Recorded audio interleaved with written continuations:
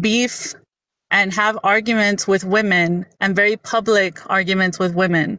But not only that, but there's also experiences that you're going to hear today that have a lot of manipulation, that have women feeling very uncomfortable. And I do think that these kinds of behaviors and these kinds of issues should be platformed, because when we have somebody who has a pattern of behavior like this, especially towards women and Native women at that, or any woman of color, that is very important to be aware of. So we're going to go ahead and be talking about that. And let me see. Victoria, do you want to come up? I don't know if you want to come up or you want to just stay in the comments, because I do know that he also went at you. Or I can just kind of say a little bit of what like happened. Hey, Chris, go ahead and let me see. There we go. Hey, can everyone hear me? Yes. Okay, just making sure. Okay, so for those that don't know me, my name is Chris. Hanan Machiapi Ye Chris. I am Oglala Lakota. Also Choctaw. That's me introducing myself. I'm 28 years old, and yeah, there's that. So, Chris was actually one of the Native women that was on a live with Red Road Warrior. And on this live, she was really disrespected because she voiced her concerns of being in the same space with another man that made her feel uncomfortable because of the actions that he had previously shown online. And because of that, they insulted her, they disrespected her, and they put the blame all on Chris as to bringing up a subject that she had to bring up in order to give her reasoning for not wanting to be in the same space as someone else. So, Chris, I am going to give you the floor. Just go ahead and talk about your experience going on to his live and your experience with him and the people that were around him. And just go ahead and tell us everything that you feel comfortable sharing. Okay, so I wanted to start off I seen videos about him, but I never really knew his name until after that live. One of my mutuals, she was in his live, and originally I went out because we were supposed to be talking about scary stories and from our different cultures and stuff. So I went up, and then I see someone in the comment section that I seen my own brothers and sisters called out his behavior for sympathizing for a predator, and I wasn't okay with that. Now, I didn't go into depth about it or anything. They knew who I was talking about, continued to talk about it more and the details of what happened. And they were trying to defend this guy and trying to say that they feel bad for him because he still loves her and he had her on his platform, and they spoke about it and making it was not a big deal. But I seen this unravel from an outsider's point of view before I even knew anybody on native TikTok. And the way that they were talking to me in the live was disgusting. They downplayed the essay that happened. I don't want to go into detail. I talked to the survivor already, and I told her I won't go into any of that. I was just against what the men were, how they were acting in that whole live was really inappropriate, and the things that they were saying. This one guy was in there. He goes by the name of Jones. He was really disrespectful, and he kept wanting to know details of the story. And then anytime I said something, then he wants to kind of turn it on himself, self-centered, or he's just instigating, trying to get information. And I kept getting cut off, I couldn't get a word in, and that's what kind of upset me the most was that like growing up my way, like I know like whenever a woman's speaking, like you're supposed to, not interrupt. So yeah, like it was hard to get any kind of word in, and I was getting mad, I was getting frustrated, and I was called crazy, I was called problematic, and I wouldn't let people talk, even though like I was being interrupted as well. And I saw the people, like the women in the comment section too, that upset me as well. And then the way that the guys were both coming at me, like manipulating, just being disrespectful. And I was also called a drunk in that life. I was under the influence. I'm not downplaying that, whatever. And they want to make fun of that, whatever. Like that's not what I went up there for, is to cause problems, nothing like that. It was that I just saw someone that I in the section that I was uncomfortable being around. Yes, I wanted to drop at the time that everything was going on, but I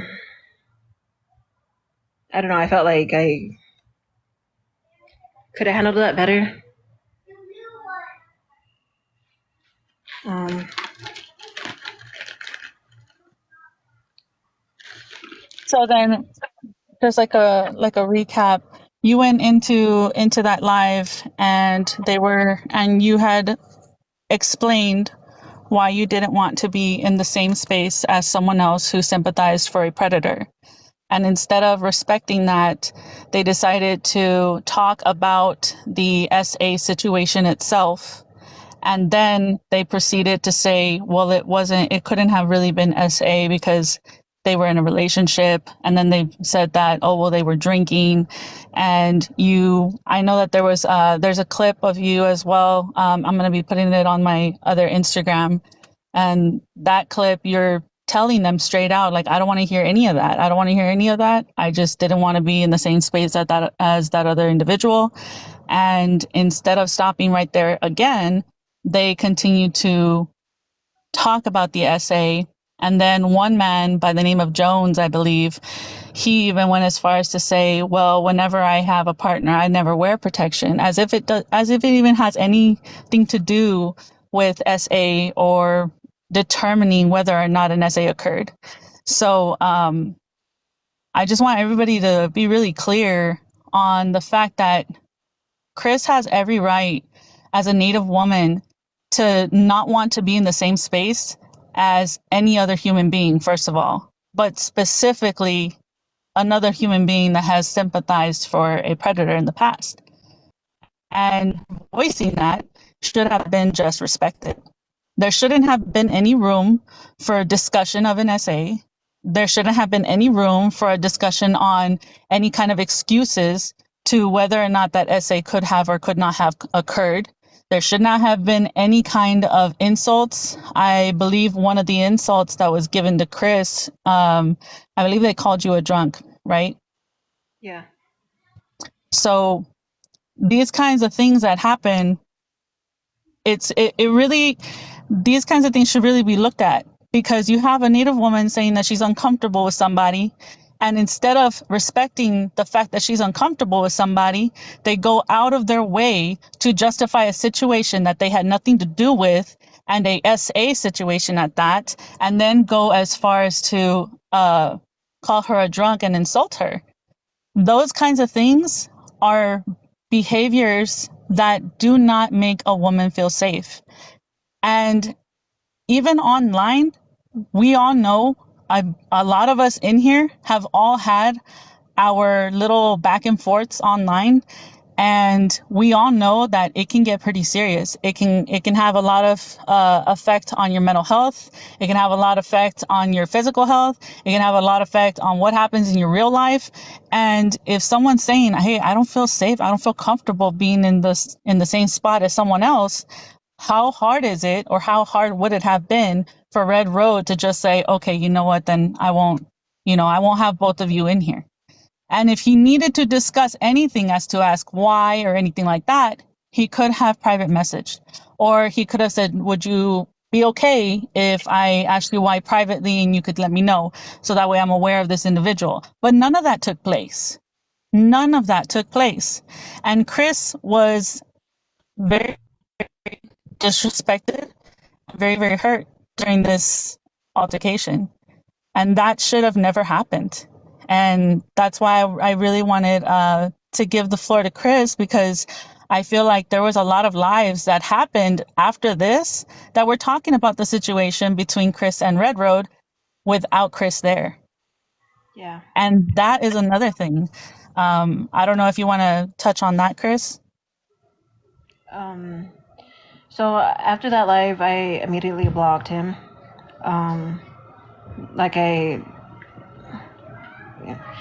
just kept him blocked, but I kept hearing about him going live and my name being dropped. Like, well, Chris brought it up. Chris brought it up, and just making it seem like I was the one that wanted to talk about it. I didn't, and I did tell I spoke to her before this live. I wasn't going to go into detail about that, and I apologized for ever, like if I was ever triggered her, and she said that no, it wasn't me, it was them, and they shouldn't have been speaking on it. And when I was live with her the other night, even people were still coming into her live to still talking about her story, and she had to block a lot of people and say F you to like a lot of people because of they were re-traumatizing her. And I felt like at first like they really did gaslight me into thinking that I was the one that brought it up and I was at fault for that. And they continued to bring my name up, and then and the way he was like trying to say that I thought like that he thought I was a good person or something like that, and this guy doesn't know anything about me, and I don't know anything about him. And but the more that I see of him, and the more I hear about how he speaks, how he degrades women, and how toxic he is in our community, and I don't condone any of that. Like I don't really I don't like the lies that was being held and the way I was spoken, like because the other people were talking about me, and then this later the same night they were telling me they apologize and not for standing up for me and whatever. But I saw the lives where other people were talking about me as well in his lives and just making it seem like I was a bad guy. Yeah, I saw that they were one of the things that he was saying, Red Road, about the interaction that he had with Chris was that he kept on repeating saying, well, she brought it up in my live and she shouldn't have brought it up. The thing is that she had a necessity to bring that up because she needed to explain why she didn't feel safe with somebody else. So how are you what are we supposed to do as women? We can't voice our concerns when we feel unsafe with another man because it upsets you, because it brings drama to you. That's not drama. That's a safety concern. And if she has legit concerns about being in a space, even in an online space with somebody else, that should be respected. So when comments or any kind of I guess like speech where he's saying, well, she shouldn't have brought it up and she should have kept it to herself. And she's the one that brought that. I think he was on a live with another individual and he said, well, see, this live is your home and my live is my home. And she brought that into my home. The thing is that she needed to bring up her concern. She felt unsafe. And as a man, he should have wanted to listen to that concern and made her feel safe, saying, okay, you know what, I won't have you here, or I won't have the individual here.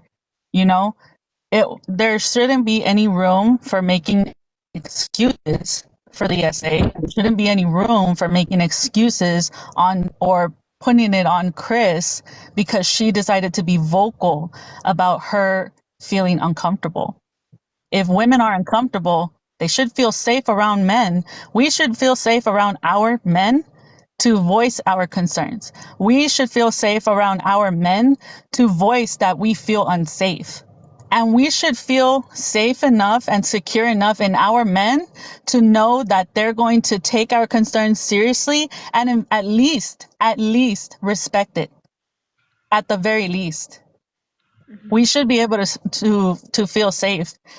And as life progresses, there's going to be different experiences with Red Road, and you guys are going to really see why there are so many individuals that are saying that Red Road Warrior is not safe for women. And this is just one account. Yeah. So this is definitely something that prompted me to like make my call out video um, initially, because I saw how they treated Chris and how they disgustingly talked about an essay that had nothing to do with them, nothing to do with any of them, but they felt like they could discuss that in an open space when she was there telling them like she didn't want to hear any of that. Yeah. And like they kept asking if she's my real sister, and I was like, it doesn't matter. I was like, because us indigenous women, like, I call all of you my sisters and relatives. Like, that's me being the way I grew up with my culture and traditions. And that's all I was that's why I was saying that, if you still indigenous sister, and that Jones guy is not just Red Warrior, like, he also Jones guy. And I can seeing like how he talks to women, it just, and I don't know if he had him in Cuba's life, but that guy is very dangerous as well too. And I just know him by the name of Jones. Like, he's also another one to watch out for. Yeah, he was in Cuba's live. I was there for that live. I have a little bit of it recorded where Jones went up in the box and all Cuba had asked, and Cuba is another man on this platform, and all Cuba had asked was that when he come up on the box to mute because Cuba had to say something. He refused. He basically was disrespectful to the host, and so the host had dropped Jones. And when Jones was dropped, then that's when Red Road skedaddled because he saw that there was women coming up, and he was like, okay, no, I'm gonna get out of here. So the way that Jones spoke about the essay, it it did make me feel uncomfortable. It made a lot of other people that had shared that specific live clip with me. It made them feel uncomfortable as well. Um, and sadly, that kind of rhetoric or that kind of sentiment was shared amongst other people that were in the panel because nobody spoke up to stop either one of them from speaking. And that's another thing is like when you're on a panel and you hear something going on and it seems off, I know sometimes it can be a little nerve wracking to speak up, but I really encourage people to speak up because if you're on a panel and you hear things that are uncomfortable or just wrong and you don't say anything, then people can group you with them. And that's the last thing anybody wants. So that is this entire experience of Chris is very telling on how she was not able to feel safe. She was not able to voice her concern, and her wishes to not be in the same space as someone else who she felt was uncomfortable was not respected. All of those are things that we as women should have automatically respected if Hey, we felt Alex, I want uncomfortable. to address something real quick. Lorena Martinez or Marti, whatever your name is, why don't you go get on your real account and come up in the box since you got a whole fucking lot to say. Oh, Any she's in here. native, let me hold on. Any native and indigenous woman who will sit there and defend a predator and anyone who will not only promote lateral violence, but support direct violence against our women, go stand with the other fucking white people. Go stand with them because you've already proven that's where your heart is. Don't ever sit there and try to say you support Native women. Don't ever, ever, ever try to say that you sit there and stand in alliance with anything protecting our women. Bitch, shut the fuck up. You're gonna get us all banned, Mama Bird. I swear to God. God damn it. This just Anyways, makes me sick. I know, but No, it's not just I that. do want her to stay. Okay, but I do listen, want. I'm going to say this. Y'all know I'm old, I'm mouthy, I'm not, it's a gift. However, we sit here and we talk about be respectful to natives, be respectful to Native women, protect our women. And then we have these ones that show their true color. They're established predators. Yeah. If that's your case, you want to stand 10 toes down with that, that's fine. Scroll and move on. You've made your alliance. But let me tell you this. When they do to you what they've done to all of us, don't come running to us. Because you stood there 10 toes down. You stood thick with your whole chest. I stand with them. Go stand with them. Go stand with them. But I'm going to also point this out. You are a danger to Native and Indigenous and BIPOC people as a whole. Now I'll mute. Thank you. Okay, hopefully Lorena is still in here to hear this. Lorena, there are some things that I want you to hear in this live when it comes to your baby daddy, Richard. I understand the loyalty that you have against for Richard. I understand the loyalty and the love that you're going to have for the father of your child. I completely understand that. And I understand that, you get to forgive and forget and move on from whatever it is that you want to forgive him for, with everything that you've put out there in those chats and stuff. However, there are some things that I do want you to know. And whether or not you still decide to stand with him or not stand with him, me vale madre. But I at least want you to hear it. And whatever you decide to do with that information, that's up to you, man. That is up to you. There's been a lot of things that I've been accused of by your baby daddy. And there's a lot of things that have been done to me by your baby daddy. And there's a lot of things that have been enabled and hidden by your baby daddy. And if you can sit there and you can stand with him, by hey, that's all you. But at the same time, if you want to come up and talk, I'll allow you to towards the end, after I've allowed everybody else who have had experiences with your baby daddy to come up and speak their experiences. Until then, I would please like it if you could be respectful in the comment section, and everybody else in the panel and everybody else in the comment section, let's just try to be respectful, because at the end of the day, we all could grow from all of this. We all could. And we all could highlight behaviors and patterns of behaviors that we could look for in the future. So I know that you have a lot of rage towards me. I've never had a conversation with you, but it is what it is. We're on opposite sides of the fence, and that's fine.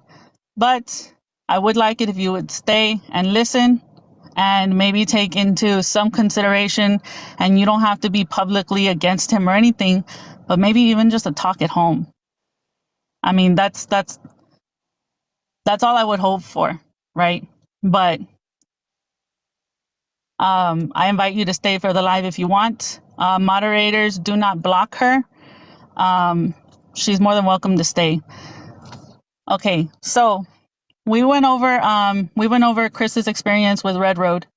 I want to go to Azul, because Azul's experience is a little bit shorter, but her experience specifically is going to highlight how he will antagonize and go after a woman that literally hasn't done anything. And you guys are going to see what I mean. So, Azul, if you want to go ahead and take the floor, just go ahead and give us your experience on Red Road. So, I've last year is when I first came across him, and he seemed like a pretty decent guy. Didn't have any issues with him. He used to seem to be on live a lot. And he actually, you know what? One of the first things I remember about him that really caught my eye is that he was always bringing up Little Snowbird. Little Snowbird did this, Little Snowbird did that, Little Snowbird, Little Snowbird. I was like, who is this woman that he's always bringing up? Like, whatever, like, and what he would say wasn't like necessarily bad, but it was like, oh, she's mad at me. Oh, she won't talk to me. Oh, I don't know why. I tried emailing her, and I tried doing this and that. And he seemed very obsessive about her. So I didn't know what exactly was going on there, but I did pick up on the fact that he was constantly bringing up this woman and constantly being like, I don't know what I did wrong, but she's not talking to me. I don't know why she's mad at me. So I was kind of left at that. Months passed by and whatnot. And he fell out with, I guess we could, a bunch of the ex or current wobble hunters. Like, I guess he used to run with them too. And I could see why he would, because he is one of those people that I believe that does use the excuse of indigenous erasure to be anti-black. And he has been called out for it. There are videos even in his own page. I don't know if he still has them up, where he's excusing himself using the N-word because he grew up around the black community and apparently they gave him a pass. And if anybody on the panel, if I'm lying, you can stop me. I'm pretty sure most of you have seen those videos. Yep. And so there's that. And so just stuff just started piling up. And I know that at one point, political that it is not here, so I'm not really gonna stay on talking about her because she's not here. But I remember there was a live where he was like, he came in on a troll account and they were asking him, they were asking him like, we know it's you, Red Street. They were calling him Red Street and they were kind of egging him on. They're like, we know it's you. And they were talking about some problems that they were having. And then he decided to go ahead and threatened. He threatened her. He threatened her with a pew pew, called her a slur that they use for Mexicans, which is a beaner. And he was just very disrespectful. But at this point, you have to understand, they had already, like, they knew it was him. And I would say, well, tell you like another name, for example, of a person that was in that live, but I don't associate with any of those people. So that, to me, right there, for somebody who is of Mexican descent and who is Mexican American, and I believe he's first generation, for him to be so xenophobic and so anti-immigrant was a shocker. And after that, I really disliked him. And I knew, like I said, because of what Political Chola said, and I'm sure she still has the video, I knew it was him. It was obvious that it was him. She made sure, because of what she asked him. So if anybody talks to either Political Chola or else was on that live, I believe possibly Ana Apache might have been there, and Daniel might have been there. You can ask them for this specific live. I just remember I was there, and it, like, again, me being also a Mexican American, being first generation, like, that really rubbed me the wrong way what he said, and I couldn't believe that he would be so disgusting just because he was because he was on his troll account, even though he was answering questions like it was him. I don't know if that makes sense. Like, he was typing up in the comments, just like he was talking to them like it was him. Like, he had, at one point, did he ever deny who he was? And so ever since then, I've just really, like, I stayed away from him. I've disliked him ever since then. And then so recently, more stuff started coming out about the whole him just trying to justify. I saw a video of him calling an indigenous Mexican woman the N-word as well. I've seen a picture, a video of him calling Alex out of her name, calling her the B word. So there's all these things that he's done that there's proof of, that there are videos. So it's not like, it's not he said, she said. There are actual videos of him doing all this. And here's the thing, unless you know the people that he's attacking, you're not, and he doesn't, he'll put up videos, and this is what really bothered me. So he was being exposed in a troll page. I don't know if it's a troll, it was a page, anonymous page, No Llores o No Estés Triste, or I forgot exactly what it's, but it was the green mask. No Llores o No Estés Triste, one of those two. It was an account that was exposing him for, which one was it?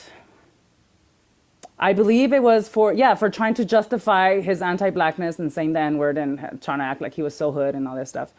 And I was like, talking about how, like, I brought up how in the past he had been called out for doing other stuff, like selling jewelry that he shouldn't have been selling, and how people also noticed how he would change, like he went from claiming Purepecha to all of a sudden he's Mexica, and like, oh my God, and jumping around for how long he's been connecting. So just people started noticing inaccuracies. So I mentioned that as well.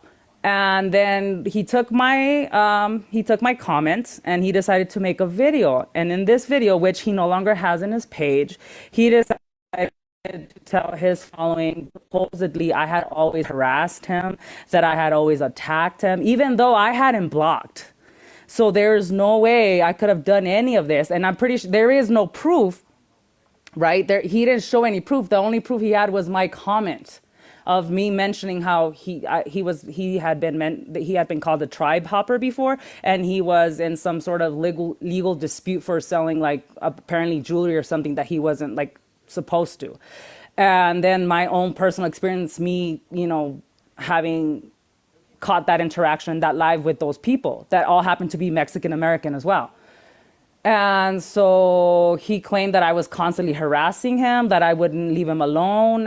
He made 2 videos on me with my comments, and he left them on his page for several days and was pretty much asking his followers to go mass report me because I was attacking him. And apparently he was my victim. When, again, if you ask him for proof, I don't know why these people just blindly believe whatever comes out of his mouth. There is no proof because I've never attacked him. I couldn't care less. But I have noticed his like toxic behavior for quite some time. And I did. I did say, yes, I've noticed it.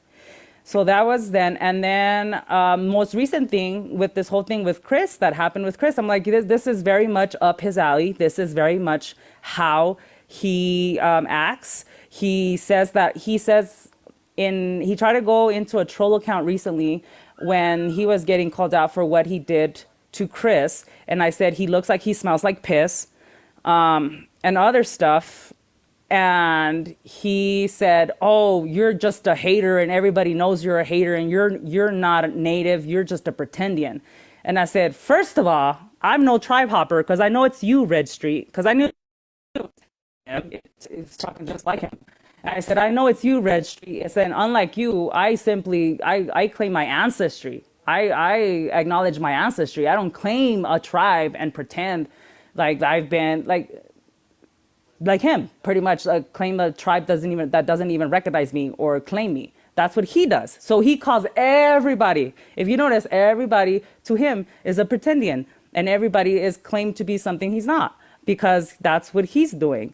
And so after that happened with Chris, instead of making a video, he decided to go live, and apparently he was plastering my face and anybody. Oh yeah, he was showing everybody's comments on the page that were all the people that have had negative experiences with him. He was exposing like, oh look, this is that person. Oh look what they had to say about me. Like again, playing the victim, and that pretty much to me is like he was trying again paint himself as the innocent one, and he was also trying to incite a target on women, because it was mostly women that he was pointing out, and he doesn't care. He has no respect. So if he's over here calling us out and, oh, come over here, blah blah blah, address me, I've already seen him, and I've already seen the way he acts when people try to address him. Like you can even, Chris, did after the live you had with him, did he ever take any accountability for what he like did, the way he was trying to like gaslight you into painting himself out to be the victim because you were the one that brought it up? I mean, I think it's a very valid point that this is how this society of predators and patriarchy works, right? If you don't talk about it, then it didn't happen. Then so how are other people, or especially women, supposed to know in this day and age online to stay away from these predators if nobody talks about it? And when a woman tries to talk about these predators, it's no different than in the real world and regular society. That's why femicide and MMIW is such an issue, because of men like him. And so that's pretty much my experience with him. That's what I took from it. That's why I want nothing to do with him. Whether he continues or not, I think it's very important that people should be aware of him. Like he's been caught several times losing. He tries to act like the noble savage trope. He loves to pretend he's all about peace and love. But as soon as you disagree with him, as soon as you confront him about his toxic behavior, he flips a switch, and all of a sudden he turns into this angry, aggressive, misogynistic, totally colonized, his actual true self, pretty much.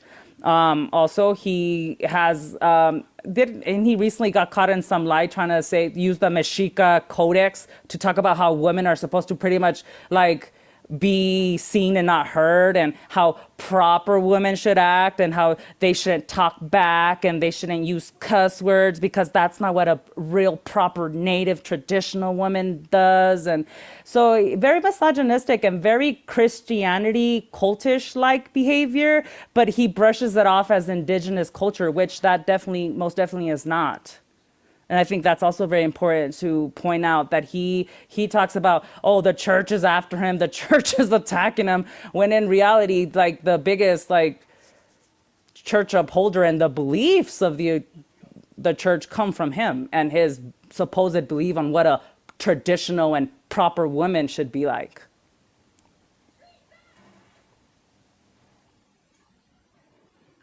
Yep.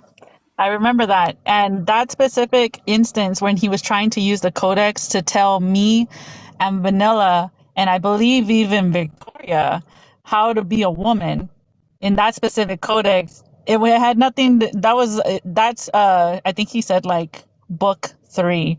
And book 3 was talking about the gods. It wasn't even talking about women or anything like that. It was actually book 10. And Frey the Great actually corrected him on that.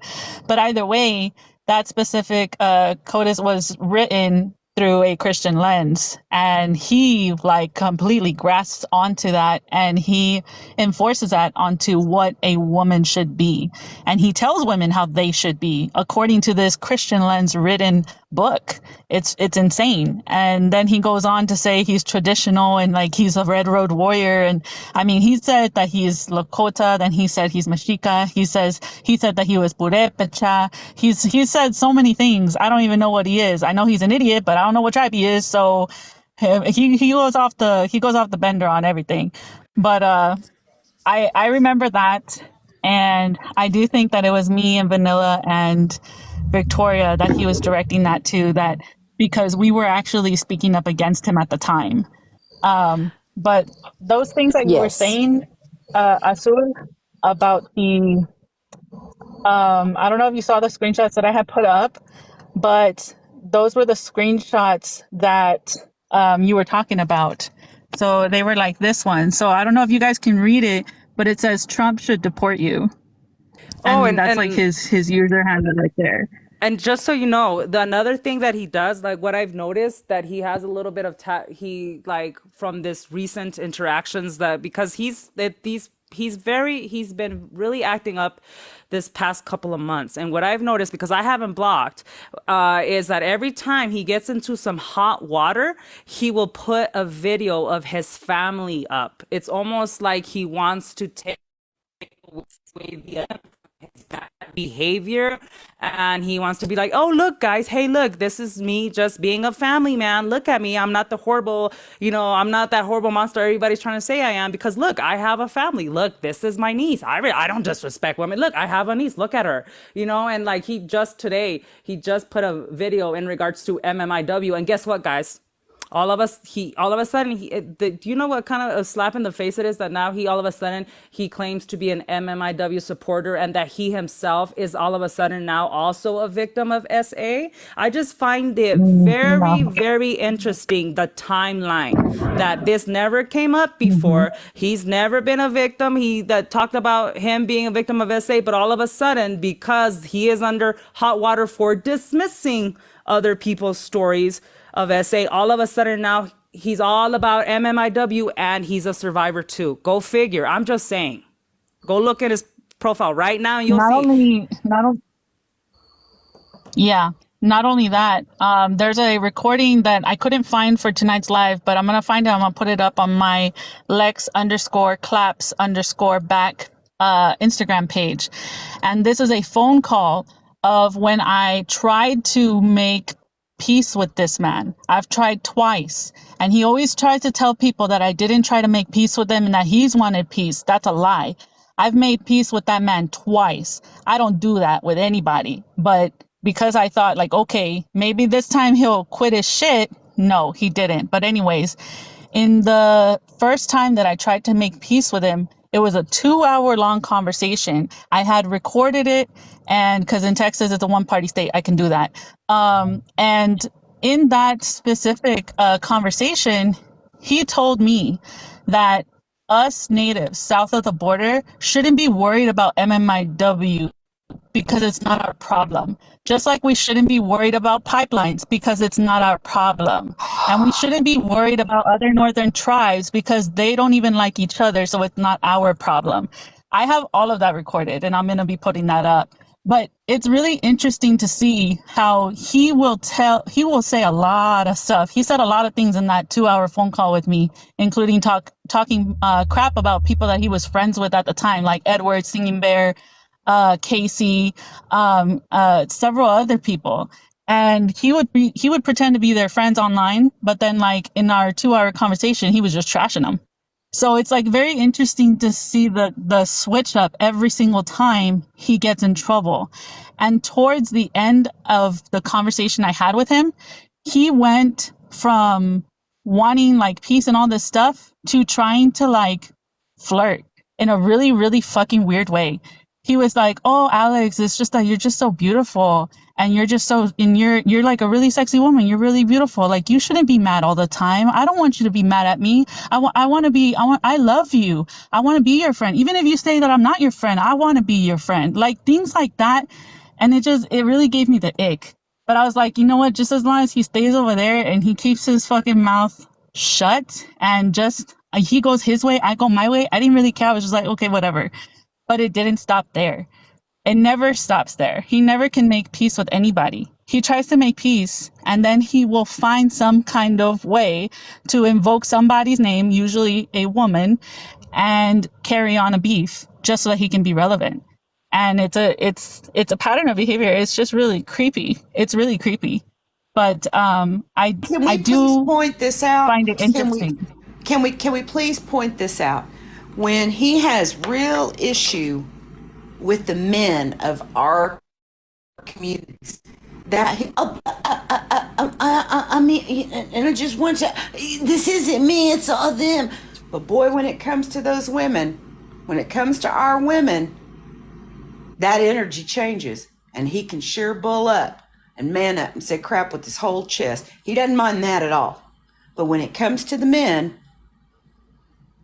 that Exactly. He backs down. And he backs down from men, and he'll hold that real aggressive, misogynistic,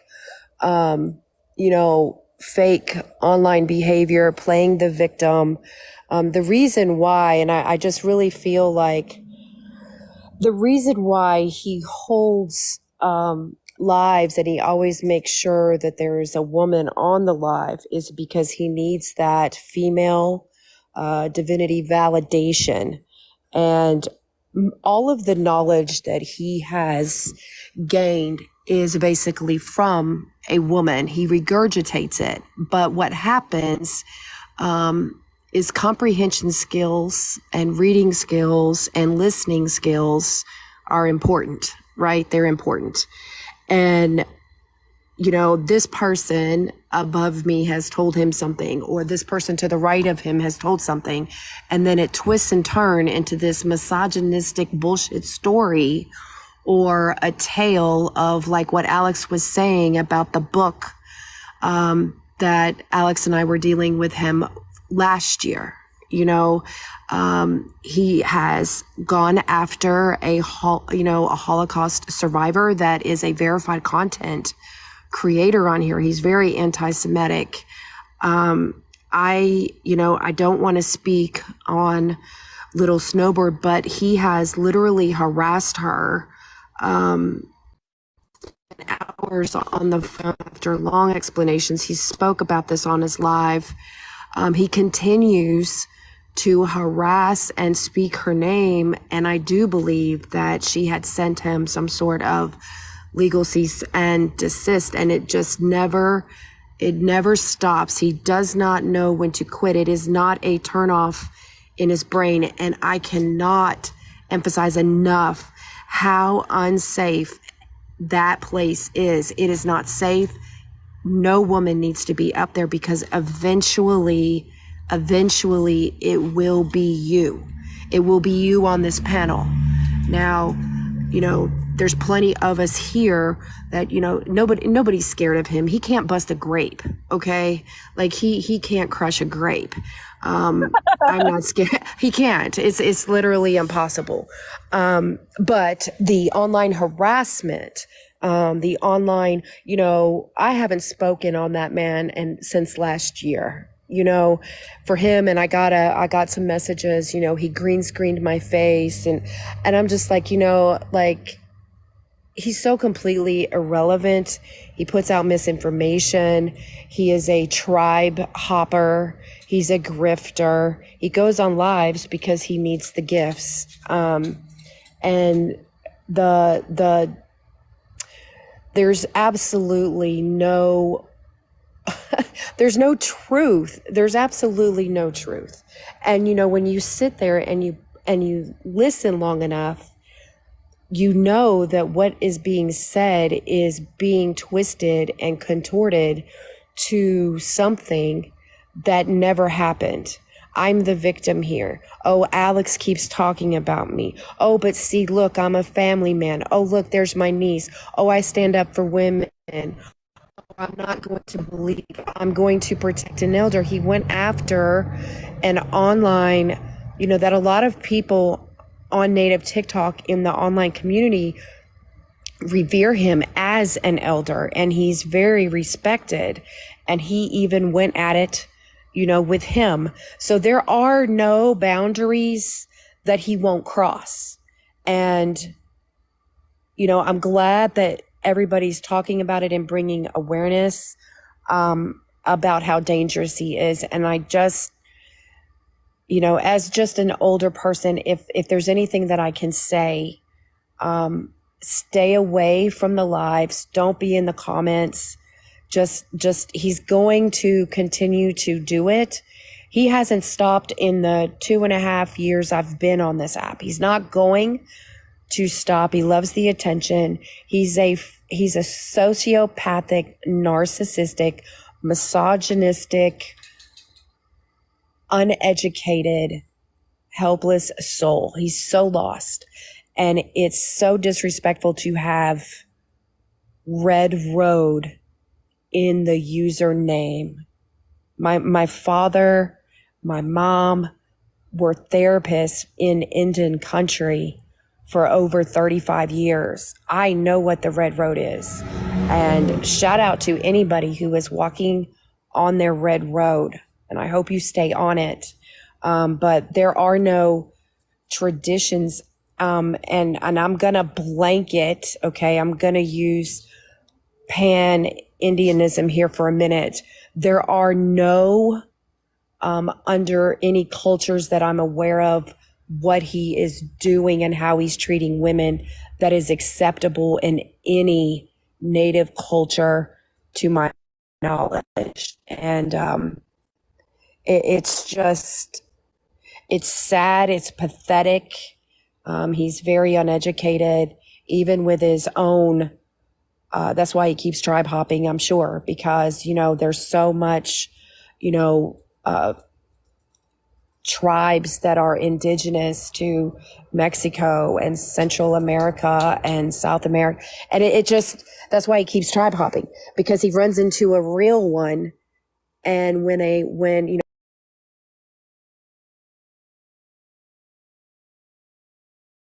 God, oh my God, forbid a Native woman corrects him, then she's attacked. Hey, She's Victoria. wrong, And I think it's important to mention there's actually an actual Nawa community member here that has called him out for his appropriation of the Mexica, just the identity, because he's actually addressed them right now, and he's trying to homogenize the indigenous, like the nationalism with the actual indigenous identity of Mexico. And this individual, and I believe he's in the comments, he's told them that is not okay. And he is like he is very aware of how popular mexicas are and how like most Chicanos and Mexicans, that's the one that they flock to, that's the one they like to claim, not realizing like like when it's just another form of stolen valor. They don't understand the fact that you just don't say, oh, you're Mexica. There's different, which one? That's an umbrella term. There's different Nahua communities Right. throughout the states of Mexico. And and he called them out on that. And he's trying to say that, he's trying to compare nationalism to the indigenous identity, which is again, pan-Indianism and its indigenous erasure. And he actually is very proud.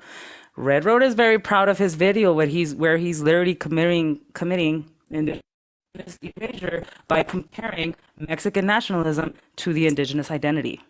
And there's the big difference right there. I mean, you have JD in the comment section saying that Southern natives do not traditionally claim Red Road teachings. See, and that's something that I was not aware of, but I mean, it's like he'll grab like, Lakota culture, or he'll grab, something from, out of the air from, this tribe, this tribe, this tribe, this tribe, and then tries to put it all together.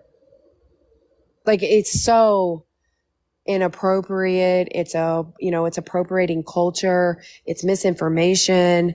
To the young ones out here are reconnecting. It's confusing because, they're learning, or, they're trying to find their way back home. And I would just urge, and I know, Mama Bird has said this on another live, be careful who you follow, be careful what you listen to, try to find people on this app. There's plenty of them, that if you believe you're from that area, from that tribe, whether you're Plains, Southern, Northern, Pacific, Northwest, try to find those people and have, valid and interesting and educational conversations. That's just the one thing that, if you're Apache, go find Apache people. There's so many here on this app. We have so many people, and it's so beautiful on Native TikTok, because you have so many people from so many different tribes and so many different nations, so many different teachings. I follow somebody that does a Lakota word of the day. I follow somebody that does, the Comanche word of the day. It's people should beautiful. When people like that take and never give back and mix everything up, is confusing for the ones who are just learning and coming home. So that's really all I have to say. I don't give him my time or energy. I appreciate everybody who sent me messages. Basically when he green screens your face, or he puts up your comments, Alex, he says your name more than you say your own name, more than your family says your name, more than your neighbors say your name, more than your employer, your school. It's the obsession. It's extremely unhealthy. But it can become a dangerous online thing. And Alex Faith, and Alex Faith, and Alex Faith, and Alex. Yeah, I mean, my God, it's almost comical at this point. It really is, and he did it to little Snowbird. He still keeps talking about her. She tried to correct him. You're going to go and try to have a conversation or harass an actual Holocaust survivor, a novelist, 4 million followers. Like, you're kidding, right? 4 million followers just on TikTok. The man is, an acclaimed author. He doesn't care about you. But, the Native community saw what you were doing and called you out for it, for your anti-Semitism and for your, just being just hateful and disrespectful to other people and other communities. We've said it before, your proximity to another community, just because you were raised within the Black community, does not give you a pass, even if the people around you. And I do understand that Californians are different than New Yorkers, that are different than people from Miami. But online, there's different standards of there's a code of conduct. There's, things that are just different, out here in the real world, we don't say SA, we spell it out, but social media is different. I just thank you for having me up. I want other people to come up and be able to speak. I know you've got 2 open boxes, but just everybody, just please be careful. Block, stay away. They will attack your page. They will, just keep that in mind. I love you all. Thank you. Stay safe, and I'll be in the comments. Love you too. Thank you, Victoria. I'm gonna have Cali Girl go next, but she's been here since the beginning of the live, and I really wanted her to give her experience. But I did want to just say one thing and clear up one thing. He had started this rumor that I was his ex. Y'all, I swear to God, no. I'm just gonna put that out there. This is a fucking lie, bro. I will fucking never. I will. Oh no. Never. I'm just gonna say that because there's. I'm so sorry. I didn't mean to unmute. Oh God, I'm just gonna clear that one. Gross, bro. Okay. Sorry. I'm gonna have Kelly speak next. Okay, this is so gonna be fun teasing you now because I had to tell my dinner to go back down. Oh my God, bro. He put a video out and he said, Alex, why don't you try to keep your mouth away from my mouth and I'll keep my mouth away from your mouth and our mouths will go separate ways. And I'm like, whoa, what are you talking about? Gross, bro. But I just wanted to clear that up too, because that was around the same time that he was on his other account in that live that that Azul was talking about, where he was saying Trump should support you. He was calling us Mexican dog poop, and he was saying all kinds of other stuff, even like slurs and stuff. It was a wild time, and it's because he was mad. He was so mad that everybody blocked him and was like trying to I think there were some lives where people were making fun of him because he just wouldn't stop. He wouldn't stop, and then he got mad. But that was one of the things that came out, saying that I was like his ex or something. I'm like, bitch, I swear to God, you better fucking stop. Like, that's gross. But I did want to give the platform to Callie. Now I know, like, I have, we've had our back and forths. However, I still feel like Callie's voice and her experience is important. And I do want to give Callie an opportunity to express herself and her experience and how she felt with Red Road. So, Callie, go ahead. Well, the experience started last August when he messaged me out of nowhere, just randomly messaged me. And the conversation slowly progressed to like every day and video chatting. So I know quite a bit about him personally. I'm actually terrified of him. I'm afraid that he's going to expose our personal conversation. He said he would. I sent you the message where he said he pretty much would put it out there. He would pretty much terrorize me if I exposed him and what he has done to me. We've had personal conversations. I considered him a close friend. Those conversations even included adult conversation, which I'm terrified that he is going to screenshot and release in order to terrorize me. I called him out for slut shaming another content creator.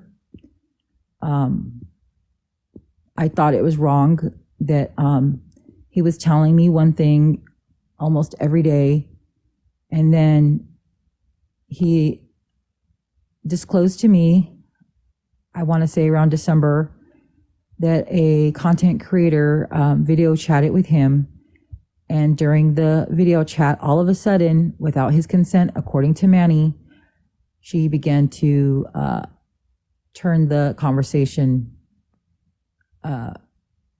into adult conversation, and he could hear her basically.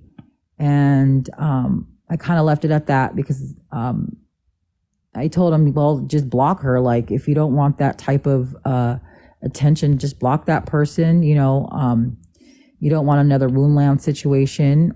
If you didn't consent to this, then block that person. So weeks have gone by and we've gone close. We had conflict with other people. He was always inviting me to speak at his live. And this is important because I believe someone mentioned that he takes information from women, which he does. He uses the women on his platform, the indigenous women, and he regurgitates all that information, all their stories, all their ideas. He regurgitates them as his own. That is a fact. I've witnessed that, and he has done that to me. I found out a couple of nights ago that he regurgitated a whole theory I had about crystals and rocks and removing them from the ground and how problematic that is to the environment. And he actually regurgitated all that information that I discussed with him. So he holds Native women in proximate spaces, or in his proximate space, so he can still their ideas, he can still their traditions, he can still their energy. And I witnessed this. He's problematic because the minute you call out his crap, he turns on you, and it's like like a switch just turns on you.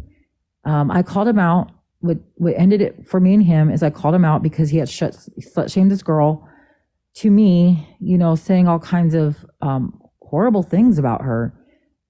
And then she shows up to his live and he's like flirtatious with her, like nothing, like he didn't say anything. He didn't, he just was flirtatious with her.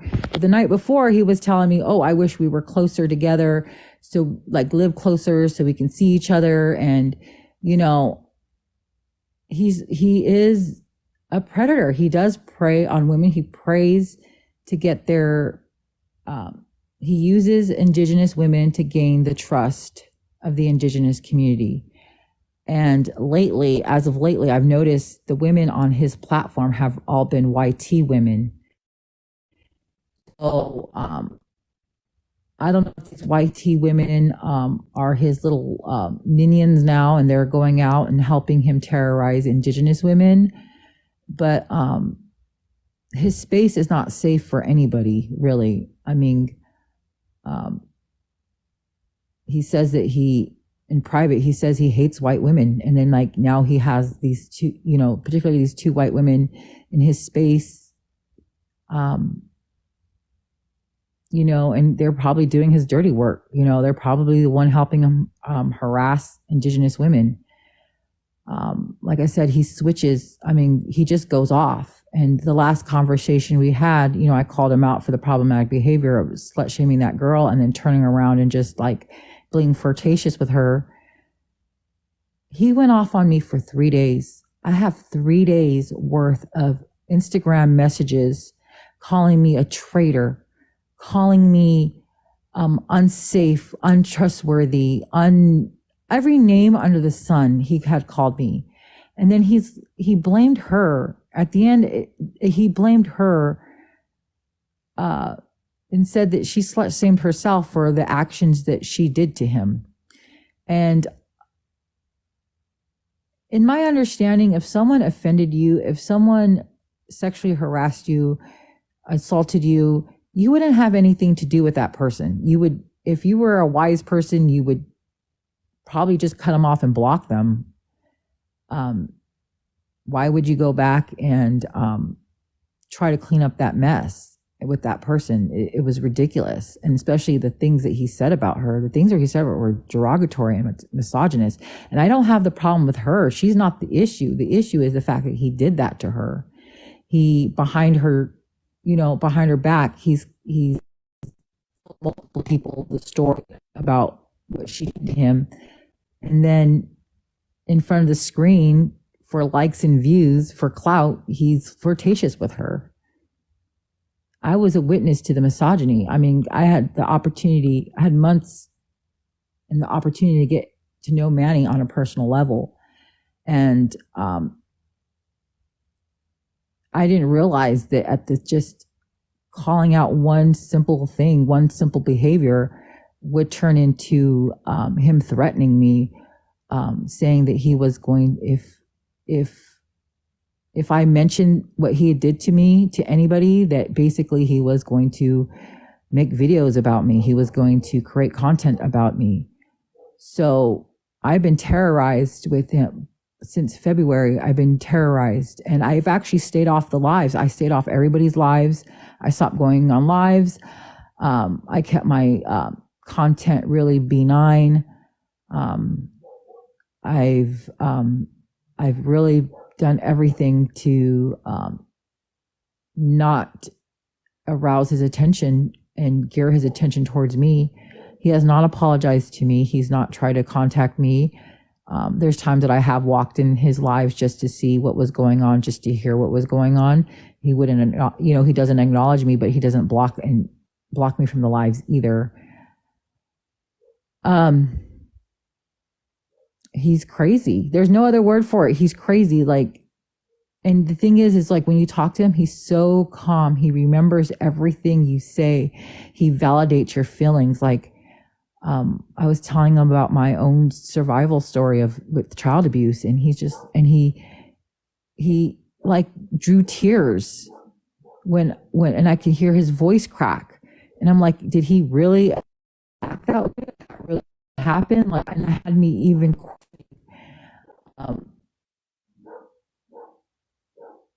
Was I being misled? Was I reading him wrong? It made me question my own sanity and my own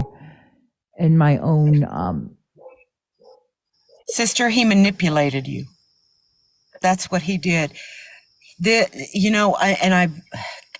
I'm going to be truthful with you. You have heavily been on my mind for a month. I mean, heavily been on my mind, and I haven't seen you. You and I've had dialogue one time, and that really, first off, you have to know I have respect for you for that dialogue. Mm-hmm. I want you to know that. Your story, and that's between us, we aren't going to talk about that, really touched me and really got me thinking about a lot. And what I'm hearing right now, this is absolutely everything that Jim Jones and David Koresh and a lot of these other cult leaders, let's call it what it is. He's creating a cult. He's absolutely creating a cult. This is a sociopath. Right. And I'm so sorry he manipulated you like that. And you saw everybody saw how much attention that he was giving me. And that's one thing that keeps telling me, okay, I'm not crazy, because everybody saw the amount of attention and the amount of compassion, openly giving me compassion, openly giving me space to speak, openly validating and protecting me and making me feel protected. And then when I called out one thing, it was unforgivable to him. It was absolutely unforgivable. And I was a traitor. And how to betray him like that, sending me broken hearts and crying emojis for days, for 3 days, days. Make no bones about it. You're protected here. We got you.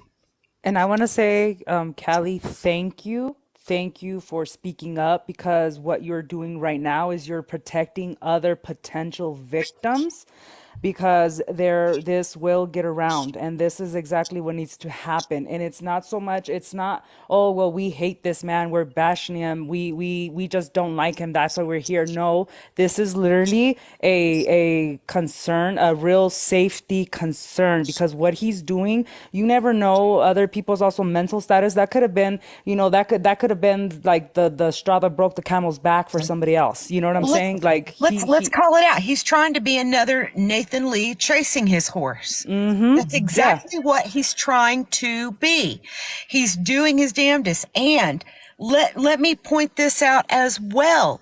If we look at his following right now, these are newly reconnecting individuals on this app.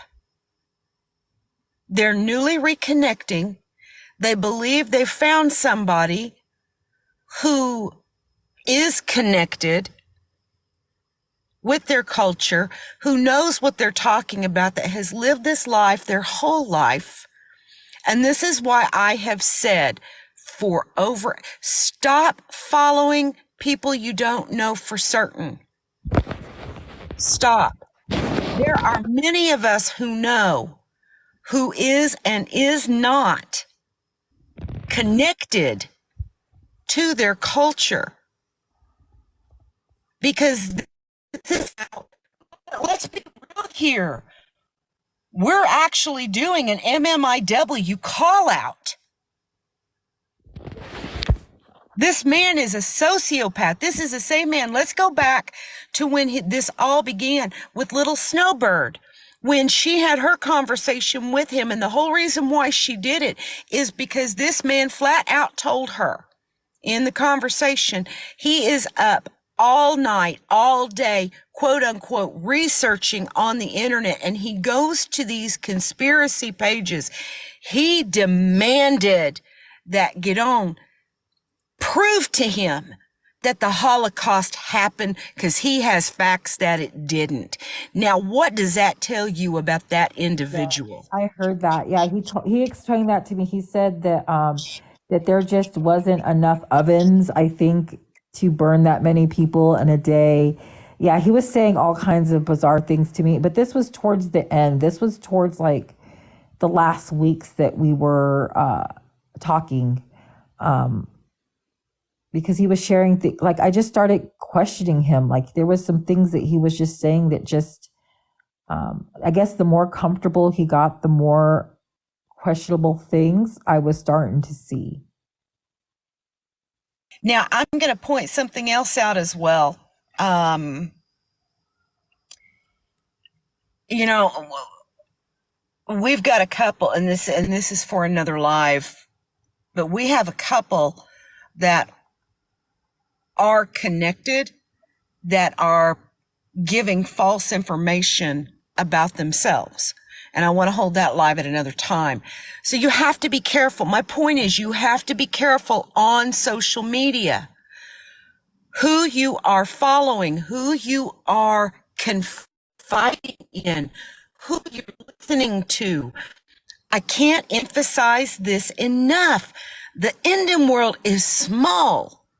It's small, and native TikTok is even fucking smaller. There's truth to that. There is absolute truth to that. Callie, babe, please follow me back. I got you, and I'm going to be honest. This tells me now why you have been so heavy on my mind. And when I say heavy, Callie, as God is my witness, and I say that just off the cuff because, no, I'm not a Christian. As Creator as my witness, there is not a day that goes by that you are not heavy on my mind. Mm-hmm. And I believe what he's trying to do is illegal, just FYI. You should look into that, and we could all keep an eye out for you as well in case he tries to pull anything now that you've spoken up. Yeah, because what happened was we made a promise that we were going to tell anybody we had a falling out. And then he went and told people we had a falling out. Like he made, like on the live, he mentioned that we had a falling out. And then he went and told somebody else that I was crazy and I was obsessed over him. And, you know, and that wasn't the case. Like we were close. I consider him a close friend, you know. And the fact that he just turned the way he did was sickening. And I'm telling you, for 3 days, he blew up my Instagram. And I think I sent you, you should have got the the message where I even mentioned, I'm like, you've been going on for 3 days. He went on for 3 days, and I don't understand how he doesn't have an on and off switch. It's like he doesn't know when to quit. He doesn't know when to stop. He just keeps going and going and going. And I even told him, I don't even know how to respond to half the things he was writing. I even told him that I don't know if I respond, it's not the right answer. So what's the point of responding? What's the reporter even arguing back at this point? I'm like, there's no point in even arguing. But the fact that he went on for 3 days was terrorizing. And then one of the last messages were like, if you tell anybody, I'm gonna expose you. I'm gonna tell people. And that left me terrorized. That left me. I stopped going to lives. I stopped making a lot of content. I was just very vanilla. I've been very vanilla in my content, and I've just been, it's been heavy on my mind, in the back of my mind. At any point in time, he can just decide to expose me, or use what I said against me. Sister Victoria said here a minute ago, 3 days is narcissistic behavior. That is beyond narcissistic. No, that is beyond narcissistic and misogynistic. This is obsessive behavior. Mm-hmm. This is obsessive compulsive behavior. This is sociopathic behavior. Yeah, that is obsessive. I mean, just look how obsessive he is over women that don't mention him in a year. Victoria never mentioned him, yet he platformed her face on his live. And oh, sorry, Mama Bird, I clicked something. My bad. So he platformed her face on his live, and she hasn't mentioned him in a year. He talks about me consistently on his lives, and when I respond once, it's Alex is obsessed with me. She won't leave me alone. She won't stop. She keeps on going. She keeps harassing me. She keeps bullying me. She keeps this. And it's like, bro, like if you keep mentioning people, you're going to get a response. You can't go out talking all your shit online and not expect a response. Do what you want to do. Go talk about me. Go do whatever it is you're going to do, but don't expect me not to have shit to say back. So, and that is with several other women, even Little Snowbird. She's not spoken on him. She doesn't speak on him, and he still speaks on her, because everything goes back to her in his mind. And it's because of his obsession with different women that he's encountered throughout his online lifespan here. And unfortunately, he'll even do that with people that had his back, because even I saw, Callie, you had his back. You were in his lives, and you were his friend. I even saw that. So for him to be able to switch up on you instead of appreciate the fact that you were willing to say, hey, this was wrong, you shouldn't really do this, and I'm telling you as a friend, and I'm gonna hold you as a friend accountable here in the DMs. And instead of like respecting you for that, because you didn't go out public shaming him, you didn't go out public trashing him, you didn't go out public saying what he did in private, and you didn't do any of that. All you did was you came to him as a friend, and he as a friend should have respected that and had a dialogue with you, rather than switch up on you, say that you're the crazy one, you're the obsessed one, you're the one with the problem, when it's really him not wanting to be corrected, especially when it comes from a woman. Because I think there was one instance, Callie, where you were talking about your experience, and that you felt like it was a form of like grooming, and it was a form of manipulation. And that's exactly what it is. And I didn't realize it until when he realizes that he doesn't have that control. Yeah, that's exactly what it is. Because he realized that he didn't have that control over you anymore. He didn't have your undying loyalty. You had a mind of your own, and it felt threatening to him. Mm-hmm. And that kind of behavior, that's another thing that should tell people, like, that's not safe. And especially since all of the people that have spoken here for an hour and a half have been women. Mm-hmm. Women. And we're gonna have one more experience in a little bit, and then we're gonna have the men come in to chime in that have had experiences with Red Road. And people are in. I know I had said that I wanted Lorena in the live. I blocked her, and I don't want any of my mods to get blamed for it. I blocked you, Lorena. And I know that friends of Lorena are in here listening and probably recording, but the reason I blocked is because this has nothing to do with Richard. This portion has everything to do with Red Road. And in this live, you were saying fake victims. This show sucks. And she was being You don't even disrespectful. have the maturity, the mentality to have, you don't even have the maturity to respect the fact that there are other women who have experiences with another man who has nothing to do with you. You're so blinded by your hate for me and this side of the fence that you're willing to just blanket everything as fake. That tells me that you have blind loyalty, which is fine because you're in a relationship with the other shithead, but that's going to be on you. But I'm not going to have you in here disrespecting other women who really are terrified of him for different reasons and have wanted to speak up on this live so that they can let other women know, like, hey, like, be careful with this man. And then you come in here saying fake victims. That's why I blocked you, Lorena. So you can stay out. And everything else that's going to come on the live, I was going to be lenient with you, but now I'm not. I'm going to show your screenshots. I'm going to show you what you said about your own baby daddy. I'm going to show everything because enough is enough. And I know that we're talking about men here, but eventually we're going to be talking about the women that enable these men. And you were a proud display of that. So I'm gonna let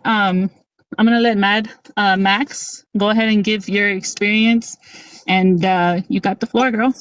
Hey, I'm going to step down real quick because I got to run to the store, but I'll be right back. I'm going to be in the comments listening, but I'm also going to be driving. Love you guys. I love you. Okay. Much love. Love you too. Yeah, no, I'm really upset that this is happening to all y'all. You've seen the screenshots. A lot of those screenshots were deleted. I don't know how he managed to delete them, but he did, and they vanished. But so I wish I could have provided more of what he said. But even in those messages, Alex, you saw he even claimed he wasn't, like, he's never claimed to be indigenous. Which is why I had an issue with the Red Road, which is why I love that, we're still here. And Victoria brought that up earlier. But my experience with him was I was in Uncle's live, and I'm not going to mention his name. Alex knows who I'm talking about. Mad, I'm so sorry. Really, really quick. Red Road is in here. He is in here, and he is under the profile of American Me or American something, and it's got a medicine wheel. It just said, I think he already got blacked. Sorry, Mad Max. Oh, it's okay. No, you're good. You're good. I don't care. He can watch this. I don't care. He knows I'm going to blast his ass too. Yeah. I don't give two. Yeah, let my mom him watch. Okay, sorry. But no, Casey, I know you were there when it happened. AJ, I definitely know that you were in that live as well a year ago. This happened a year ago, by the way, guys. Probably over a year. I don't even remember the exact dates. And there was a bunch of other people who were in there as well who got to witness how he treated me on his live. Or not on his live, but Uncle's live. Anyways, when he came in, I was sharing my story. Obviously, I'm a lot more on a healing journey than most women are, coming out of domestic violence and etc. I share my experiences just so that women can understand the court system on top of how to deal with getting away with somebody who is violent like that or narcissistic. Uncle had Manny in his lives because he was trying to help him. He was trying to help guide him on the correct journey because he was not showing any signs of respect, so on and so forth. And when I first met him that day that he disrespected me on that live, I literally messaged Uncle and I was like, hey, I'm getting red flags from this guy because I am a lot more prone to seeing red flags now than I used to be. So I explained to him, and he's like, I understand. He's like, is it okay? Can you suck it up and deal with it just so I can deal with him and help guide him? And I was like, yeah, but I can't promise I'm always gonna. And so I was, you know, understanding uncle's wishes. He's an elder. He's guiding him on his way. So I'm gonna respect that. That's not my business, right? I can just ignore him if I like. So I just ignored. And when I popped in live, we had another gentleman in with us, and we were talking about traumas and what I used to do to help heal from that. And pretty much he was saying, well, it was my fault that I was in that situation, that I kept my kid and myself in that situation. And for most of you who don't know my situation, it was really violent. There was a lot of weapons used, a lot of kidnapping, fires, a whole bunch of crap. I'm not going to go into too big into detail so we can get on. But pretty much he was saying that was my fault, when that was me trying to escape from that situation. And one of the guys who was in there, he trains horses, I train horses, so that's why we connected. He tried sticking up for me. And then he turned around and tried to bite his head off. So Uncle stepped in and booted him from the live, right? So immediately he gets ticked off. And then another situation came around with another creator on this app. I'm not going to mention her name just because she's not here. But he messages me because he got booted from a live again. When I wasn't there, I didn't know exactly what happened. I just knew a little bit of what was going on. And he was DMing me non-freaking stop. And I was trying to explain to him, you know, like I explained to him why I didn't like him, what red flags I was seeing. And this is where he was continuing on with that, trying to pull that nice guy act, like, oh, I made a mistake, or like putting on that mask of like, oh, I'm mad because you guys are all against me kind of a thing, which is what he does. That's what he does. And he does that for attention, and he does that for you to feel bad for your reactions towards him. Don't listen to it. It's a bunch of BS. I'm really ticked off that a lot of women, because, you know, I'm not a big creator. And when I do share, I hope that people will see the things that I do share. Uncle shared, and his video ended up getting completely removed. The one I shared completely got removed. So I was just telling people, you know, watch out for this guy. He's not a good guy. Callie, like, girl, I feel so bad for you. And if you ever need me, just, I'll pretend I made a fake account and that those messages were between me and him. I don't even care. Like, I'm to that point. Like, I'm so sick of him running around giving all this false information to all these reconnecting natives, like you guys were saying earlier, because that was my mom, that's her biggest thing. That's what really ticks her off, is that he's feeding all this negative and wrong indigenous culture to all these reconnecting natives. And it's going to destroy them, because they're going to have to stop and try to recorrect what they just learned and move forward with elders that are actually from the nations and guiding them in the right way. And it's hard to unlearn things that you've learned once, especially as an adult, right? And especially if these are teenagers and kids, that's where he's teaching them, because his mindset is he's going to warp whatever he can to meet his narrative. And that is a problem, because that's not how teachings work, right? You can't warp that thing to meet your narrative. You have to listen to the story and understand where the story is coming from. And that's one of the bigger problems for me as well, in changing the stories that's being passed down from the elders to our reconnecting natives, or our natives that are growing into their journey, right? And we don't want that change. We can't change that, because if we do, that's going to change everything. That's going to make people completely miss the concept of who we are as a people and what we do in our journeys and our lives, how we react and deal with those things. But anyways, I don't care if you share those clips, Alex, if you want to, so people can understand kind of where I'm coming from. I'm not very good at explaining a lot of things. But yeah, he's definitely effed up in the head. He definitely masks, so watch out for that. And he will try to use your words against you. He even did it in those messages, which Alex is why I'm okay with you posting those publicly. Because it does show how he goes from really violent to all of a sudden he's putting on that mask, making it seem like everybody was at his throat when we weren't, you know? So you're more than welcome to post those.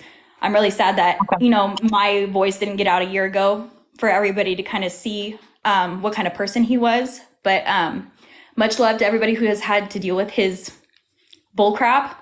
And literally, I'm always here to talk to people. I'm really chill and I'm set back. And if you feel like you have to scream or get something out, I'll shut up and I'll listen, listen to you. You know what I mean? Because I don't want anybody to feel the pain that I've ever been through in my entire life, like ever. That is why I fight for this. Like, I will literally drop my hatred or my not being able to see someone else's perspective in the same way I do. I will drop all of that. None of that is important. What is important is protecting each of our women, no matter who you are, no matter where you come from. If you're being attacked by a man, speak up, because I will full for jump in and I will literally support whoever needs to be supported if a man is attacking you, or women too, because for real, the women that go in his live, I'm gonna tell you right now, that is some what's that called? Gamers, help me. What do we call those? Oh, pick-me's. Sorry, the pick-me girls. I really hate using that term, but that's what it is. I'm not even kidding. Yeah. But anyways, moving on from me, whoever else wants to speak, you can go ahead and jump in. So, and I just want to make it clear that what she was just speaking on had to do with the elder that he still mentions today, an elder that does not even mention him, does not do anything to anybody, minds his own, is very well respected, very kind, and has given Red so many chances. I wouldn't even give Red one. And this man worked with Red and tried and really believed that Red just needed guidance. And unfortunately, Red does what Red does. So the elder that he keeps on mentioning and stuff like that, that's the experience that she was just speaking on. And the screenshots that you sent me, I am going to put it on the Instagram page, the Lex Claps Back page. I don't know how to fix my box to make it bigger, because if I show it right here, it's not going to show. It's too small. But I'm going to put it on the Lex Claps Back, and I'll get with you so that way I could put them in order. And I'll definitely make that as a post so that people can see how the change of behavior, because that's the change of behavior that he's always shared with me too. He goes from really, really aggressive to really, really nice to let's make peace to back to aggression after he finds something wrong. And then it's like a cycle. It just keeps on going and going and going. So, but thank you for speaking on that, experience. Right now, Carolina, do you have an experience of Red? I don't have much time to be up here because I just flew home today and I'm at a graduation party, so I'm gonna be real brief. But here's the thing, you know me, I'm gonna try to listen to everybody. I'm gonna take everybody at face value and allow them to tell me their story, even if I've basically already gotten the gist of them. And so because I made a comment about him having, Voldemort and she who shall not be named in his lives, and I was like, look, if you're gonna have these lives, you need to start being responsible and you need to start vetting the information. And I think that's what one of my biggest problems with some of these quote unquote reconnecting natives on here is it's causing a problem for the whole reconnecting community, because people are like him are determining that, hey, I'm indigenous, which is great, but you can't just blanket claim indigeneity. You can't just spread pan-Indianism and then allow false information to be given on your lives while you're claiming to have a platform for the benefit of Native people. Misinformation harms everyone, not just Native people. So with that being said, I tried to listen and I was like, look, your hatred of Alex is asinine to me, but I'm not even going to discuss that. I'm going to tell you right now what you need to do. And the fact that he tried to approach it, here's the thing, every encounter that I've seen with him, or when a problematic person has been the topic brought up with him by anyone, it's this whataboutism, and it's this, oh, well, let's try to find a diplomatic, no, fuck some people. I'm sorry. Excuse my language, but fuck some people. They don't deserve grace. They don't deserve any type of form. They don't deserve any type of yeah, like their voice is not valid. Sometimes we need to be honest and that not all voices are valid, especially in these spaces. And so people who have absolutely no connection to the communities that they're trying to claim, and they're like, now they want to be indigenous voices on this app. I'm sorry, but I'm over it.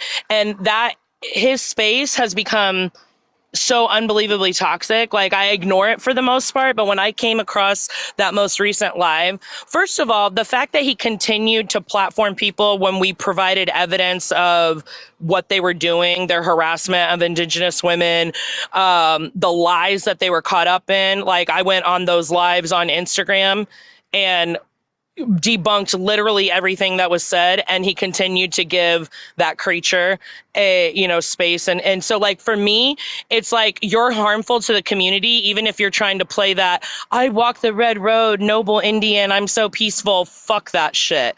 What you are is a coward. What you are is a coward, and what you are is harmful to the Native community, and you're not part of our community. And that's what this is really, that's really what it's all about. It's an insecurity issue about not being accepted, I guess you could say. And I don't have time for the woe is me, I wasn't picked by the cool kids in school. I don't have time for that shit. Like, get the He fuck over fucking it. makes Iron Eyes Cody look like a full blood. Okay, I'll drop. No, I'm just joking. No shit, but I mean, for real, it's like, that kind of stereotype.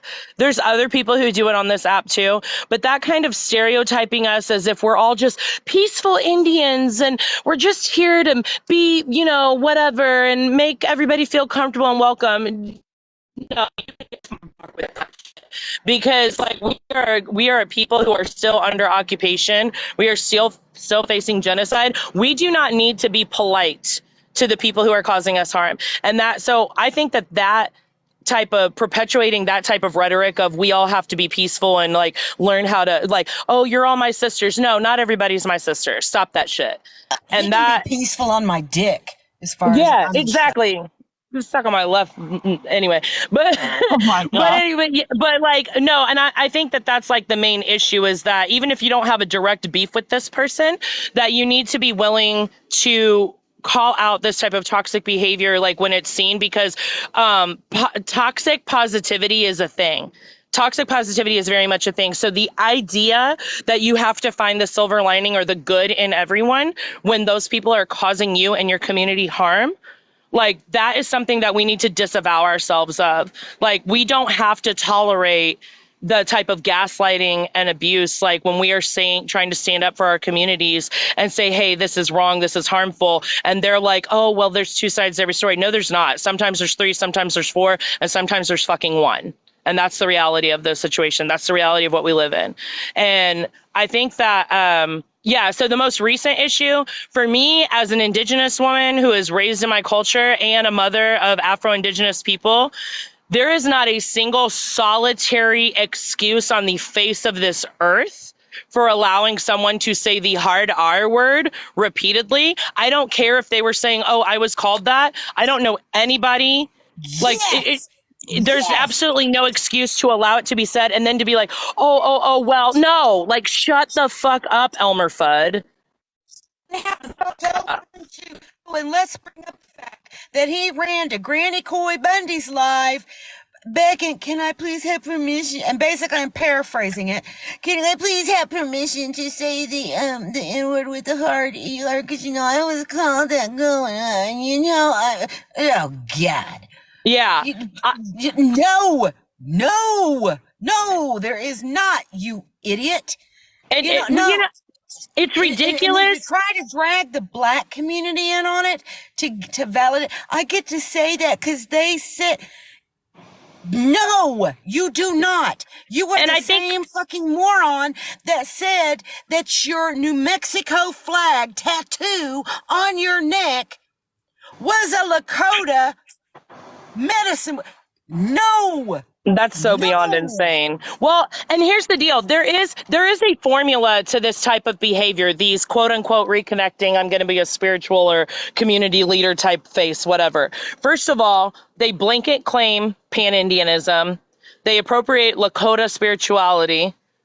And then and then they try. So like, this is a tactic. And the funny thing is, when we were talking about the pick-me's, oh my God, like the pick-me's are on another level, because a lot of them are white women who are just fascinated with him. Or there are other people who are claiming, they're claiming an identity that doesn't belong to them. So, you know, they are absolutely pick-me's, and that's how somebody gains a platform, and that's how somebody is able to kind of perpetuate this misinformation and this facade, is by getting these little fan clubs like built up by people who are also not accepted into any other part. And so dismantling that is really hard. It gets cult-like. And my issue is the anti-blackness. I think that people think, oh, if I don't use the hard R word, then I'm not anti-black. However, there are so many ways in which that is perpetuated. If you're allowing it to be said, you're anti-black. If you have to repeatedly defend yourself by saying, I grew up with black people, you're anti-black, because why is that coming up that often? Like, I did too. I don't have to bring that up because it shows that I came from a multi-ethnic background, like a multi-ethnic community. There's mutual respect between oppressed communities, and him trying to use the defense of like, oh, well, Chicanos and Mexicanos say that. It's not okay though. Like, we're at a point in, it's 2023. It's time to say, hey, even if it was allowed or okay in certain areas, it's not okay anymore. Like, put that shit away. And it's just ignorant. And it's like a ball of confusion, to be honest. So I think that, like, my word of advice, my closing thoughts, I'll be like Jerry Springer and sign off. Here's the part. Here's the thing that's really important. If you're on this platform and you see people like this who are, trying to do this toxic positivity and we're all sweet and noble and blah, blah, blah, blah, blah, and whatever the fuck, but they can't say I am a citizen or a member or a descendant of such and such nation, and these are the people who claim me. I don't care how mean it is. Stop engaging with those people as indigenous creators. If they want to be the creators, to be new age spiritualists, if they want to be a reconnecting native, then they need to have a platform about reconnecting. They don't get to talk to people about what it's like to grow up in indigenous culture with indigenous practices if they don't have that. I don't care how mean that sounds. I don't give a fuck if that makes me a gatekeeper. Like, sometimes we need to gatekeep, because I'm really over the theft of our culture and speaking over indigenous voices, because what at the heart of this, the majority of our societies are matriarchal. So if you do not have a vagina, or you do not identify as a woman, and you are constantly speaking down or telling women, well, the story I heard, you can go fuck yourself to the highest level. Like, seriously, With you are not an indigenous person. Tag. So I'm going to add to what my sister's saying right now. Because, this is one thing I love about Apache Kana. I swear to God, I know Creator brought her in my life, because she and I mean, the woman is reading my mind right now. She's literally reading my mind. Now, they've already said this in the comments that he's watching this live. So let me address this. Anybody who is part of any true Native society, born and raised, if you are supporting Red Road Warrior, hearing what our women have said, knowing what he has done, watching him still appropriate all of our cultures and the danger he brings, you are just as big a danger to our people as he is. And it's not hard. Again, I've said it before. I'll say it again. The Indian world is small. Native TikTok is smaller. And if you're connected, you know exactly what I'm saying. And it isn't too damn hard to find out. And I'll tell you something else. It isn't too damn hard to let all of our societies off of social media know exactly who you are and what it is you're supporting, and that they need to be careful about who they allowing you in their spaces. I said what I said, and You are by God absolutely stand right, 10 Mama Bird. toes down what I say.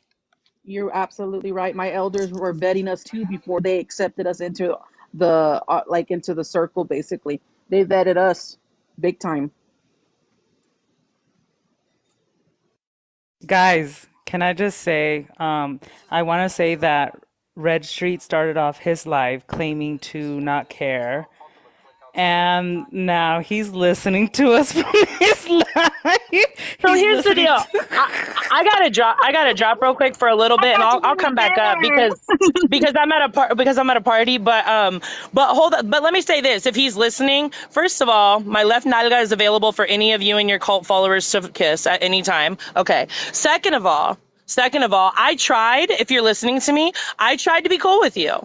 You continue to platform pretendians. You continue to platform people who have caused, I don't even want to say lateral violence, because if you're not part of my community, it's not fucking lateral. You're just a wannabe trying to be in our fucking spaces. So you've continued to do that. You allowed people to say the N-word. You allowed people to harass my beautiful sister Chris up here. Like, oh, I'm sorry.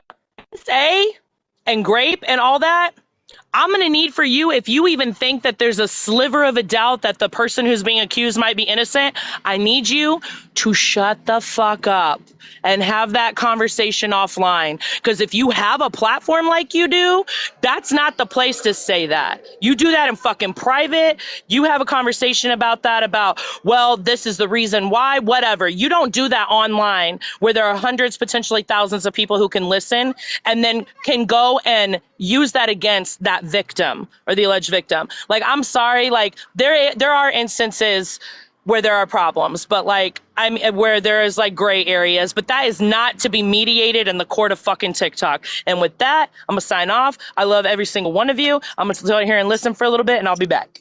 And you need to go stand in the corner because I'm still waiting for my recipe. Love you. I got you. I love y'all. So, and according to Red Road Warrior, I'm an ethocentrist. Okay, so I have He can ethocentrist my uncircumcised skin tag that will always be bigger than his. Let me tell you something, No, Red Road she Warrior. didn't. Oh my God, right now. Oh my God. I guarantee you. Okay, so I have I don't even have to be watching his live to tell you he is stuttering and falling all over his words like he does every time he is. to try to cover up his action. And look at my page. You don't see this on my page. Oh God! He's sweating bullets for sure. No. He's stumbling. No. Yeah, he looked like he was about to cry when I went in his live. And I commented, oh my God, what is bro?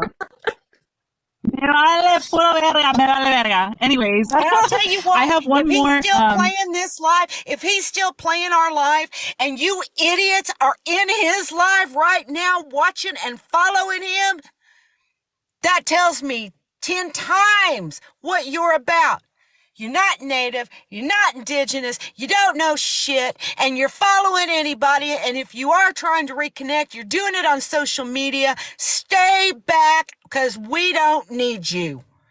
If that's all you're willing to do is follow anybody who's got a damn cult, and that's all he has is a cult, he sits there and hides behind women.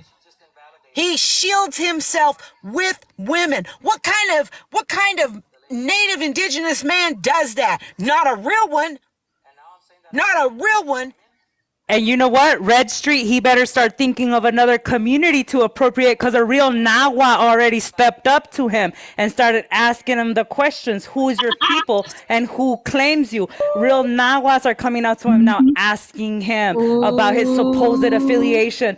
He doesn't get claimed by any community. ooh. I'm just saying he's about to switch up. How much you want to bet? Who wants to bet he's going to discover another community? Who wants to bet?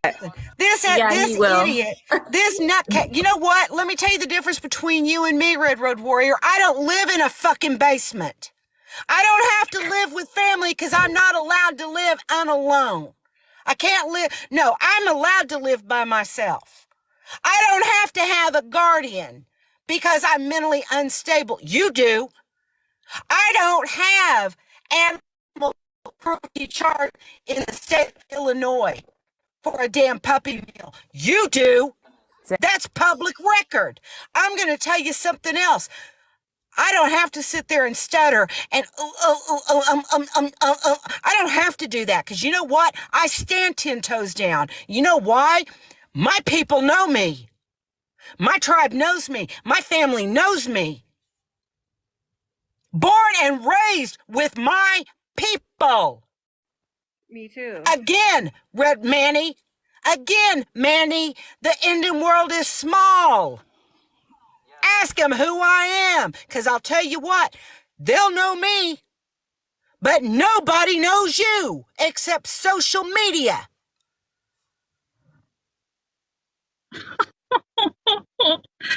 Oh my God. Can I just say he's already speaking on his ignorance. Sorry, go ahead. Ay, pues déjalo. I have one more person. She couldn't be here tonight, but she wrote me something that she wanted me to read in the live as to her experience with Red Road. And I'm not going to mention her by name. Later on, when she's ready to kind of come out with that herself, she will. But she gave me this letter. She wanted me to read it. This was around the time, and I'm pretty sure everybody in here has seen that clip where he said that the Black Panthers appropriated the name Black Panther and said that Black Panthers are not in Africa. Okay, so she was trying to educate him on this. And she is a member of the Black community. She is Afro-Indigenous, but she's racially Black. And she was trying to educate him, not argue, not anything, just educate him on these scientific facts. So this is her letter. She said, my first interaction was with a Native man named Red, trying to educate scientific facts that he misunderstood about the Black community, and instead of listening to my advice along with others, he decided to belittle my experience in the Black community, saying I don't represent them. He continued to act aggressive towards me, but not the Native men in the comment section. This is a pattern I've seen time and time on this app. Native women defending themselves against men, which you will see in the screenshots. While people continue to ignore the behavior of these Native men, women receive the hard end of the stick. In reality, if you see something, then say something. And in reality, if you see something, say something. And that may, I think she meant to say like that's more perceived as like as a joke nowadays, because a lot of people speak up and then they get bombarded. The screenshots that she's talking about are on my other Instagram account. And I'm going to be, after this live, I'm going to make a follow-up video on where you can find all of the screenshots that I couldn't show on here because the little box is so low. I don't know how to largen it, but she wanted to give that experience. So she's an Afro-Indigenous woman. She tried to educate Red Road. She was trying to be nice about it, and he would not listen to her. And this, again, goes back to the discussion of the Black Panther Party appropriating the name Black Panther. And he was speaking on things that he really shouldn't, as he normally does. He's very uneducated. He's very ignorant and willfully ignorant. And when she tried to educate him and tried to give him the correct information, he got really aggressive with her. And that's her experience with Red. I know that I think everybody here has spoken on Red. I don't know, Mina, if you've had an experience on Red. No, I haven't. I've only went to his lives to talk mess because he's obviously attacking you guys. And so, but he never really says anything to me because he's just too busy loving hearing himself talk. you know, Yeah. and Okay. I just don't find it okay for him to do all that. But yeah, I just been, talking my mess. Hey Alex, Chris knows how to change the host box, or somebody saying that people in the comments were telling me that you have to, since you're the host, you have to click on the boxes and you pretty much have to switch up the layup, right, Chris? Like the layup. It's on guest settings, so like whenever you click on the guest option, there would be like a setting circle, and they would give you two options, like the layout, and go to You guys said Oh, red okay, I see. All right, cool.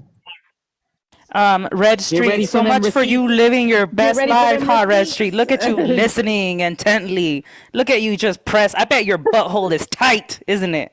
I bet you're just I'll squeezing let you right know. now, ain't you? Not the butthole. Not the Hi, butthole. gross. Nobody wants to hear that. Hey, Alex, I was Nobody. wanting to know if I could go next Nadie. because my son is over there He's throwing a just fit. pissed off because we all got bigger eggplants than him. Yes. Okay. Yes, Smiley. So, Go ahead and the floor is yours. Give your experience on what you want to talk about. all right, everybody. So I'm Smiley. I'm Colwitecan. The first time I had my experience with Red was when I was looking around online, like trying to like belong, at least online. Offline, I was doing my work elsewhere, but I was convinced and stuff like that. And later on, stuff just started getting messy with him, and I'm just like, and then this one time, it's a public platform. It's social media. I saw him and Kiawi had did a video. I mean, a live together, and um, excuse me. I just said, "Oh man, I wish I would have saw that live." And he like went at me full force, and he started being Islamophobic and stuff like that. And I was just like, "Yo, what the heck is going on, Manny? I've never we've never really like had it out like this with each other." And he's like, "You're always inserting yourself." And I'm like, "Okay, maybe once or twice." And he's like, "No, this many times." I'm like, "Oh my god." So I just left it alone.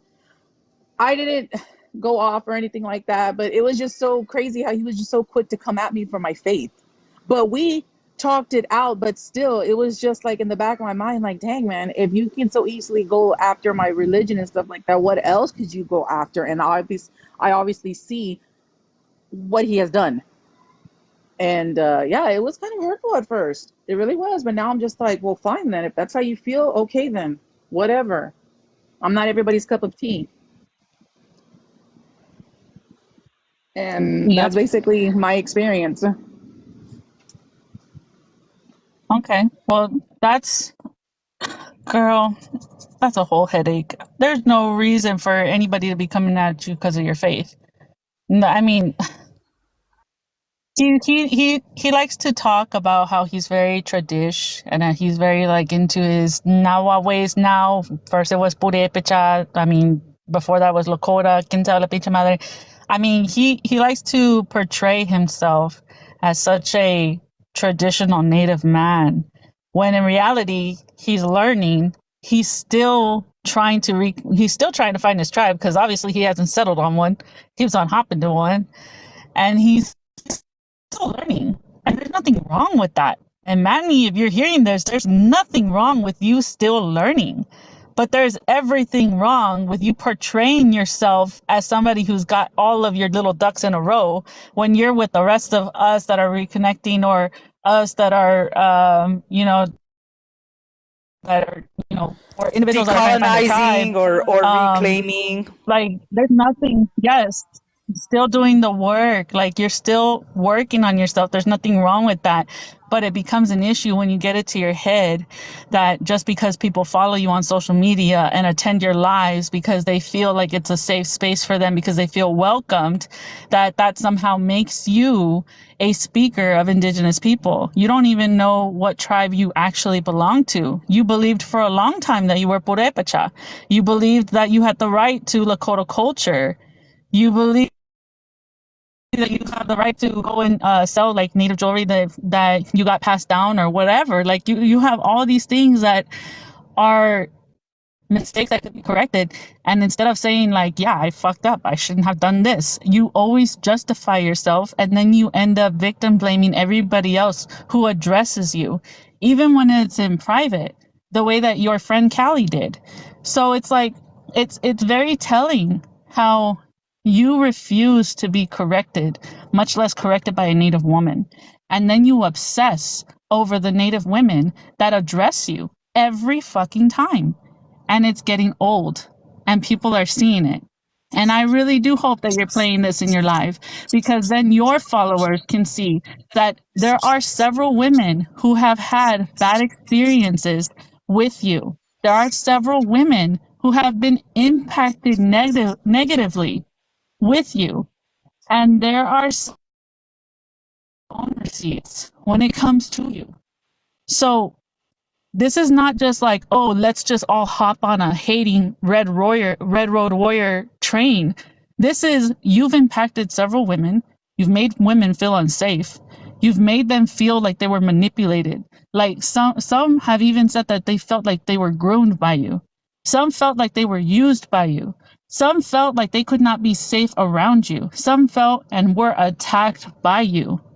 You, as a Native person, as a Native man, as a person who's trying to be part of an Indigenous community, should take a step back and realize that if there's multiple women that are saying the same thing about you, maybe there is something wrong, and Not just everybody can be fix it. wrong. Listen.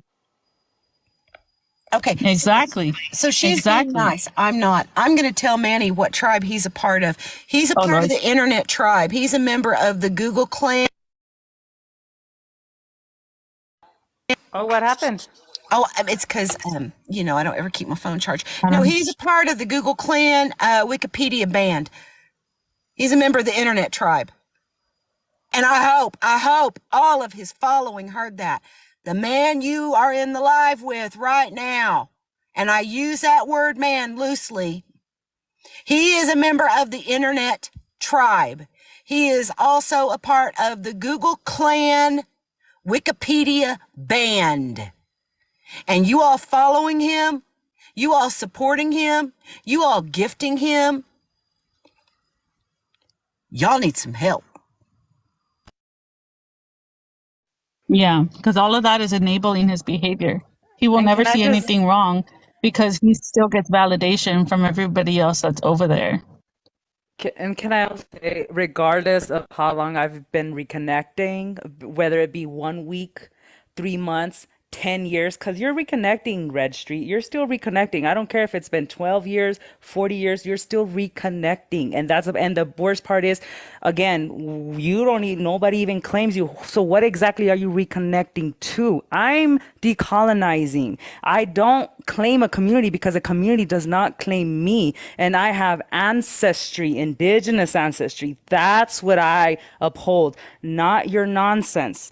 And yeah, you can maybe take a chapter from my book and consider stop tribe hopping, stop claiming people who don't even know you exist, and take a couple seconds to actually decolonize. And for as much as the Christian church is after you, you sure love to follow their teachings as far as what you feel like a woman should be. There is no woman in their right mind who would ever allow you to lead her. That is just never gonna happen. Never. No, so but regardless, sister, let's also talk about this. This is the same individual in the very beginning demanded that a Holocaust survivor prove to him that the Holocaust even happened.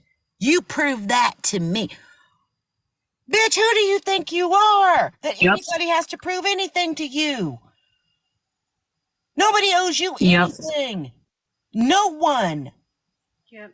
This Manny is not reconnecting to anything but the internet because he is irrelevant.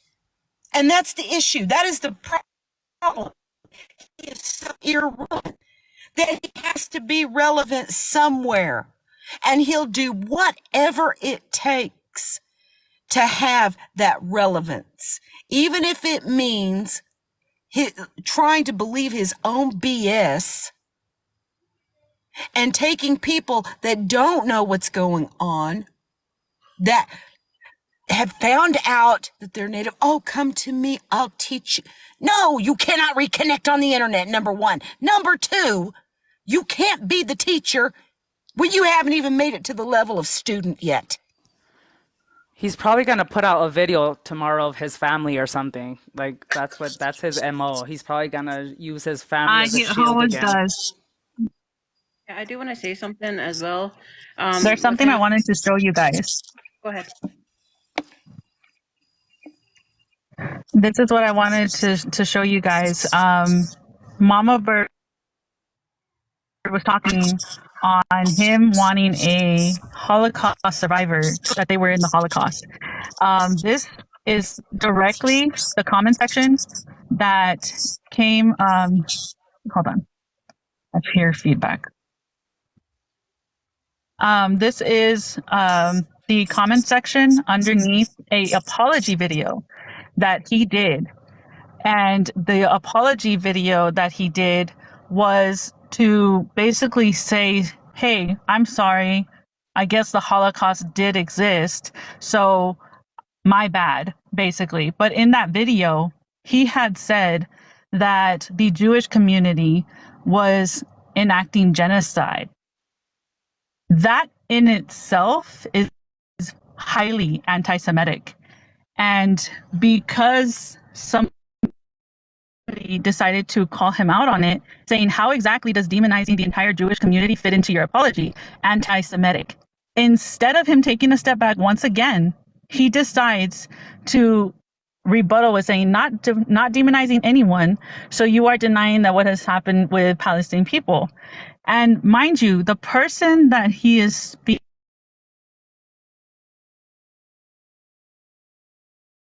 Jewish community. So this is the Jewish community telling him what he said was highly anti-Semitic, and he refuses to take accountability and to apologize. Throughout this comment section is the first time I ever interacted with him. And in this comment section, that's where I first became acquainted with him, because the woman that he was arguing with, and yes, it was a woman, oddly enough, right? She was a friend of mine.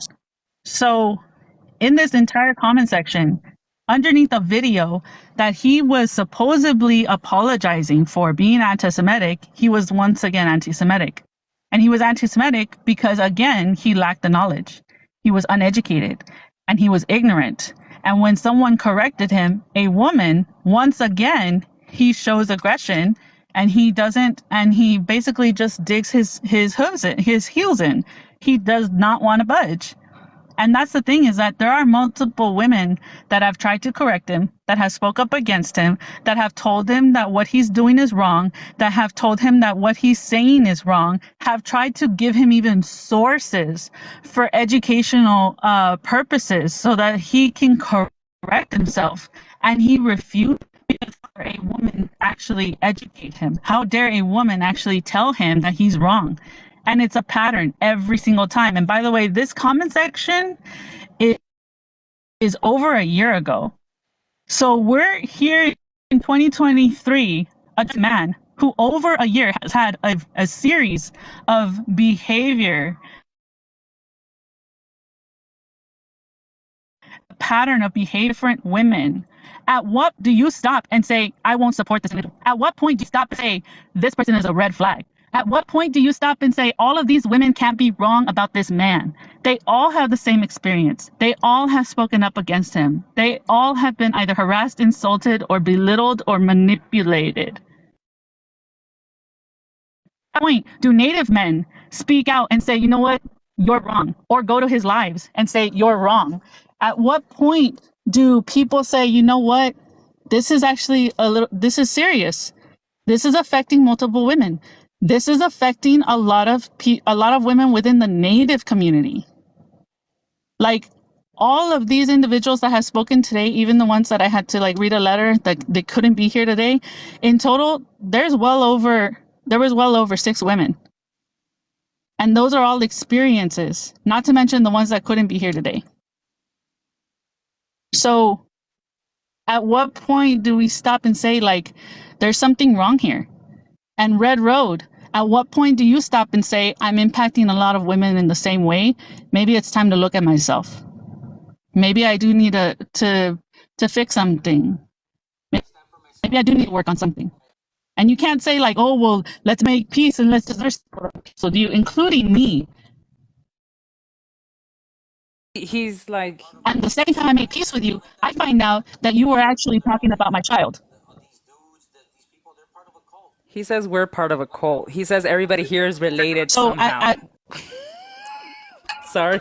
You know what? As Native and Indigenous people, we do believe that oh we are my all fucking, related. He's saying, We're look all at me, I'm by related. myself. They're attacking well, me. I'm either the way, victim. Look at me, oh God, they're coming after me, oh God. Alex, that is, I'm sorry Oh, to interrupt you, but you were finally to the part of your interaction with him and the abuse he has caused you. I'm so sorry for interrupting. right. Hold on, I do want to say Like, something. you're good. Because this is actually, oh, I'm sorry, go ahead.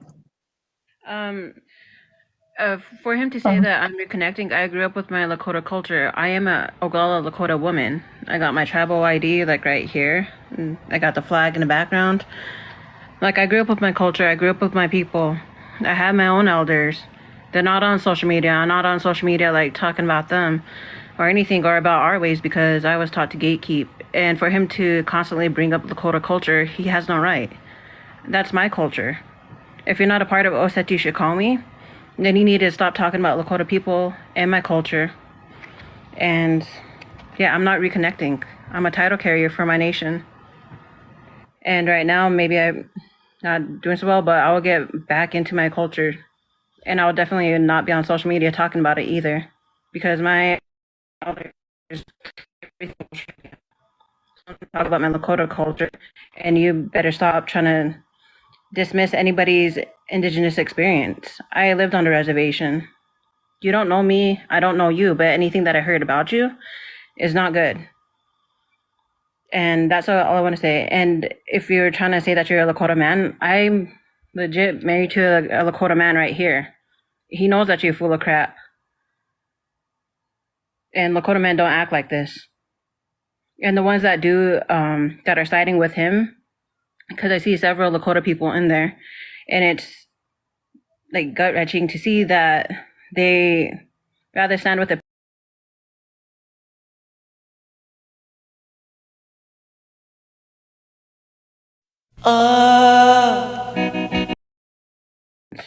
just stop talking about my Lakota culture. You don't know nothing about it, and you don't know me. Doksha.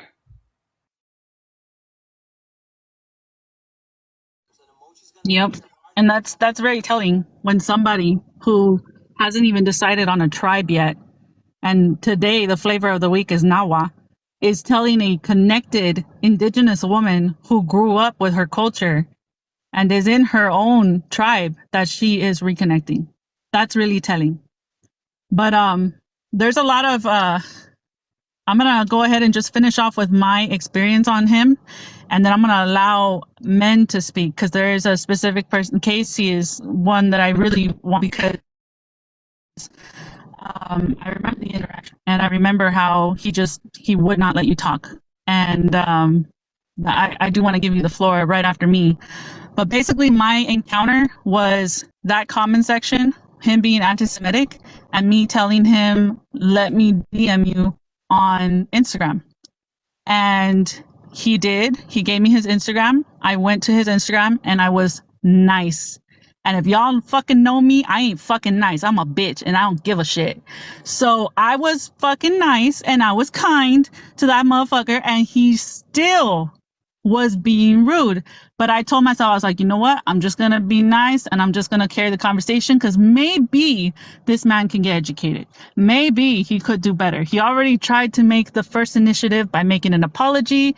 And in the apology, he was still anti-Semitic. So maybe he just needs a little bit more guidance. So I was like, all right, cool. Let's see where this goes. And I have all those screenshots as well. And in those screenshots, he went from being nice until I brought up the comment section and him being wrong and how he was wrong. And then he got rude. And I want y'all to understand that right off the bat, I will be respectful to somebody. As soon as you call me out my fucking name, I do not give a shit. I will hurt you, your mama's feelings, your daddy's feelings. I don't give a shit. I am mean. I really am. But I am kind first. And I tried to be respectful to you, Red. I tried to educate you. You would not have it. Now, I'm going to show you guys a video. And in this video, this is how, like, this is literally how he spoke to me on our first interaction. So this video is like maybe a few months old, but our first interaction was maybe a little over a year ago. And I'm only showing you this so that way you guys can see exactly how he speaks to me. Because he likes to put this little narrative that, oh, she's so vulgar, she's got a potty mouth, she doesn't act like a lady, she doesn't act like a native woman. First of all, you can suck my dick, and I'll act however the fuck I want to act. And second of all, I am going to be kind to you as long as you are kind to me. I will mirror what you give me. So the video I'm going to play is so that you guys can see how exactly he talks. And Hey, this sister, is why I'm so... Sister, just so you'll know, little Snowbird is here. The first victim of Oh, Red Road okay. Warriors. Okay. Let me see. If she Snow, if you want to come up, you can go ahead and set a request, and then I'll accept you up here. Yes, because I mean, this is how he proved himself to everybody how volatile he is against our women. Okay, so I'm gonna go ahead and play the video so that you guys can see it. Weak ass Alex Spade, you're weak. You're weak. Your people are weak. Freight is weak. I want him to come out here already. I want him to come out here. Like, I've been wanting them to go on the fucking TikTok live. They didn't show up. So notice how he says I'm weak and all this stuff. I was gonna show the other video where he actually calls me, the B word and all that stuff. But I don't want my live to get banned. There's also messages. And by the way, this is the account that y'all want to go to see all of these fucking videos. All of them. All of them have videos. There's nothing that we have set up here that has been a lie. All of it is backed up here. And he's spoken very vulgar with me. So I speak vulgar back. Like I said, I'm going to give you what you give me. If I'm nice to you, it's because you're being nice to me. So if you're being disrespectful, if you go low, I'm gonna tell you right now, I'm gonna go to the earth's crust. I don't play that. Like, if you go, I'm gonna drag you the phone back because I'm there, and some of y'all keep testing me on this fucking app. So he likes to push this little narrative that I'm very mean and I'm this and I'm a bully and I harass him and I do all of these things. But in reality, what it is that I tried to reach out and tell him that there are several things that he was doing wrong, and he did not like it. Just like every single woman has come up here and said that they addressed him and he did not like it. So it's Alex, the big bad wolf, because I'm actually the one who's vocal and puts all of his shit out there. And that's why he says, oh, that's harassment. Oh, that's this. Oh, that's that. It's not harassment when it's literally me telling people what you're doing to me. It's not harassment when it's me telling people what you're doing to other women. It's not harassment when I'm holding a space for other people that have been impacted by you to voice their concerns to the community, especially here on Native TikTok, where literally a lot of men go into his lives and validate him and enable him. And then I'll see those same men go and speak about, we need to have safe spaces for our sisters. We need to have safe spaces for our survivors. We need to protect our women. We need to do this. We need to do that. So how is it that you need to do all these things, but then you turn around and you enable somebody like him? I'll never understand it. And I stopped trying to understand it because there's a lot of things that have been done to me, and there's several men and women who enable it. And I think the biggest thing that I can take away from the experience that I've had with Red Road Warrior is the fact that, one, as we all know, he's a coward. Two, I think you severely have mental issues. You have severe mental issues. I'm not a therapist. I'm not a doctor. I will not diagnose you, but I do think you need help. Despite everything that you've done to me, I think you need help, and I think you deserve that help. You need to go get help. And another thing I will say is that thank you to the fucking men who started to speak up against him. I've seen several men lately speak up against him, approach him in his lives, approach him in his comment section, make content on him, and get the word out that he's impacting Native women. And I want to say fucking thank you, because literally our voices as Native women, they don't matter, apparently, unless we have the validation of men. That's very sad, considering that we come from a society that the majority comes from a matriarchal society. We are matriarchal based.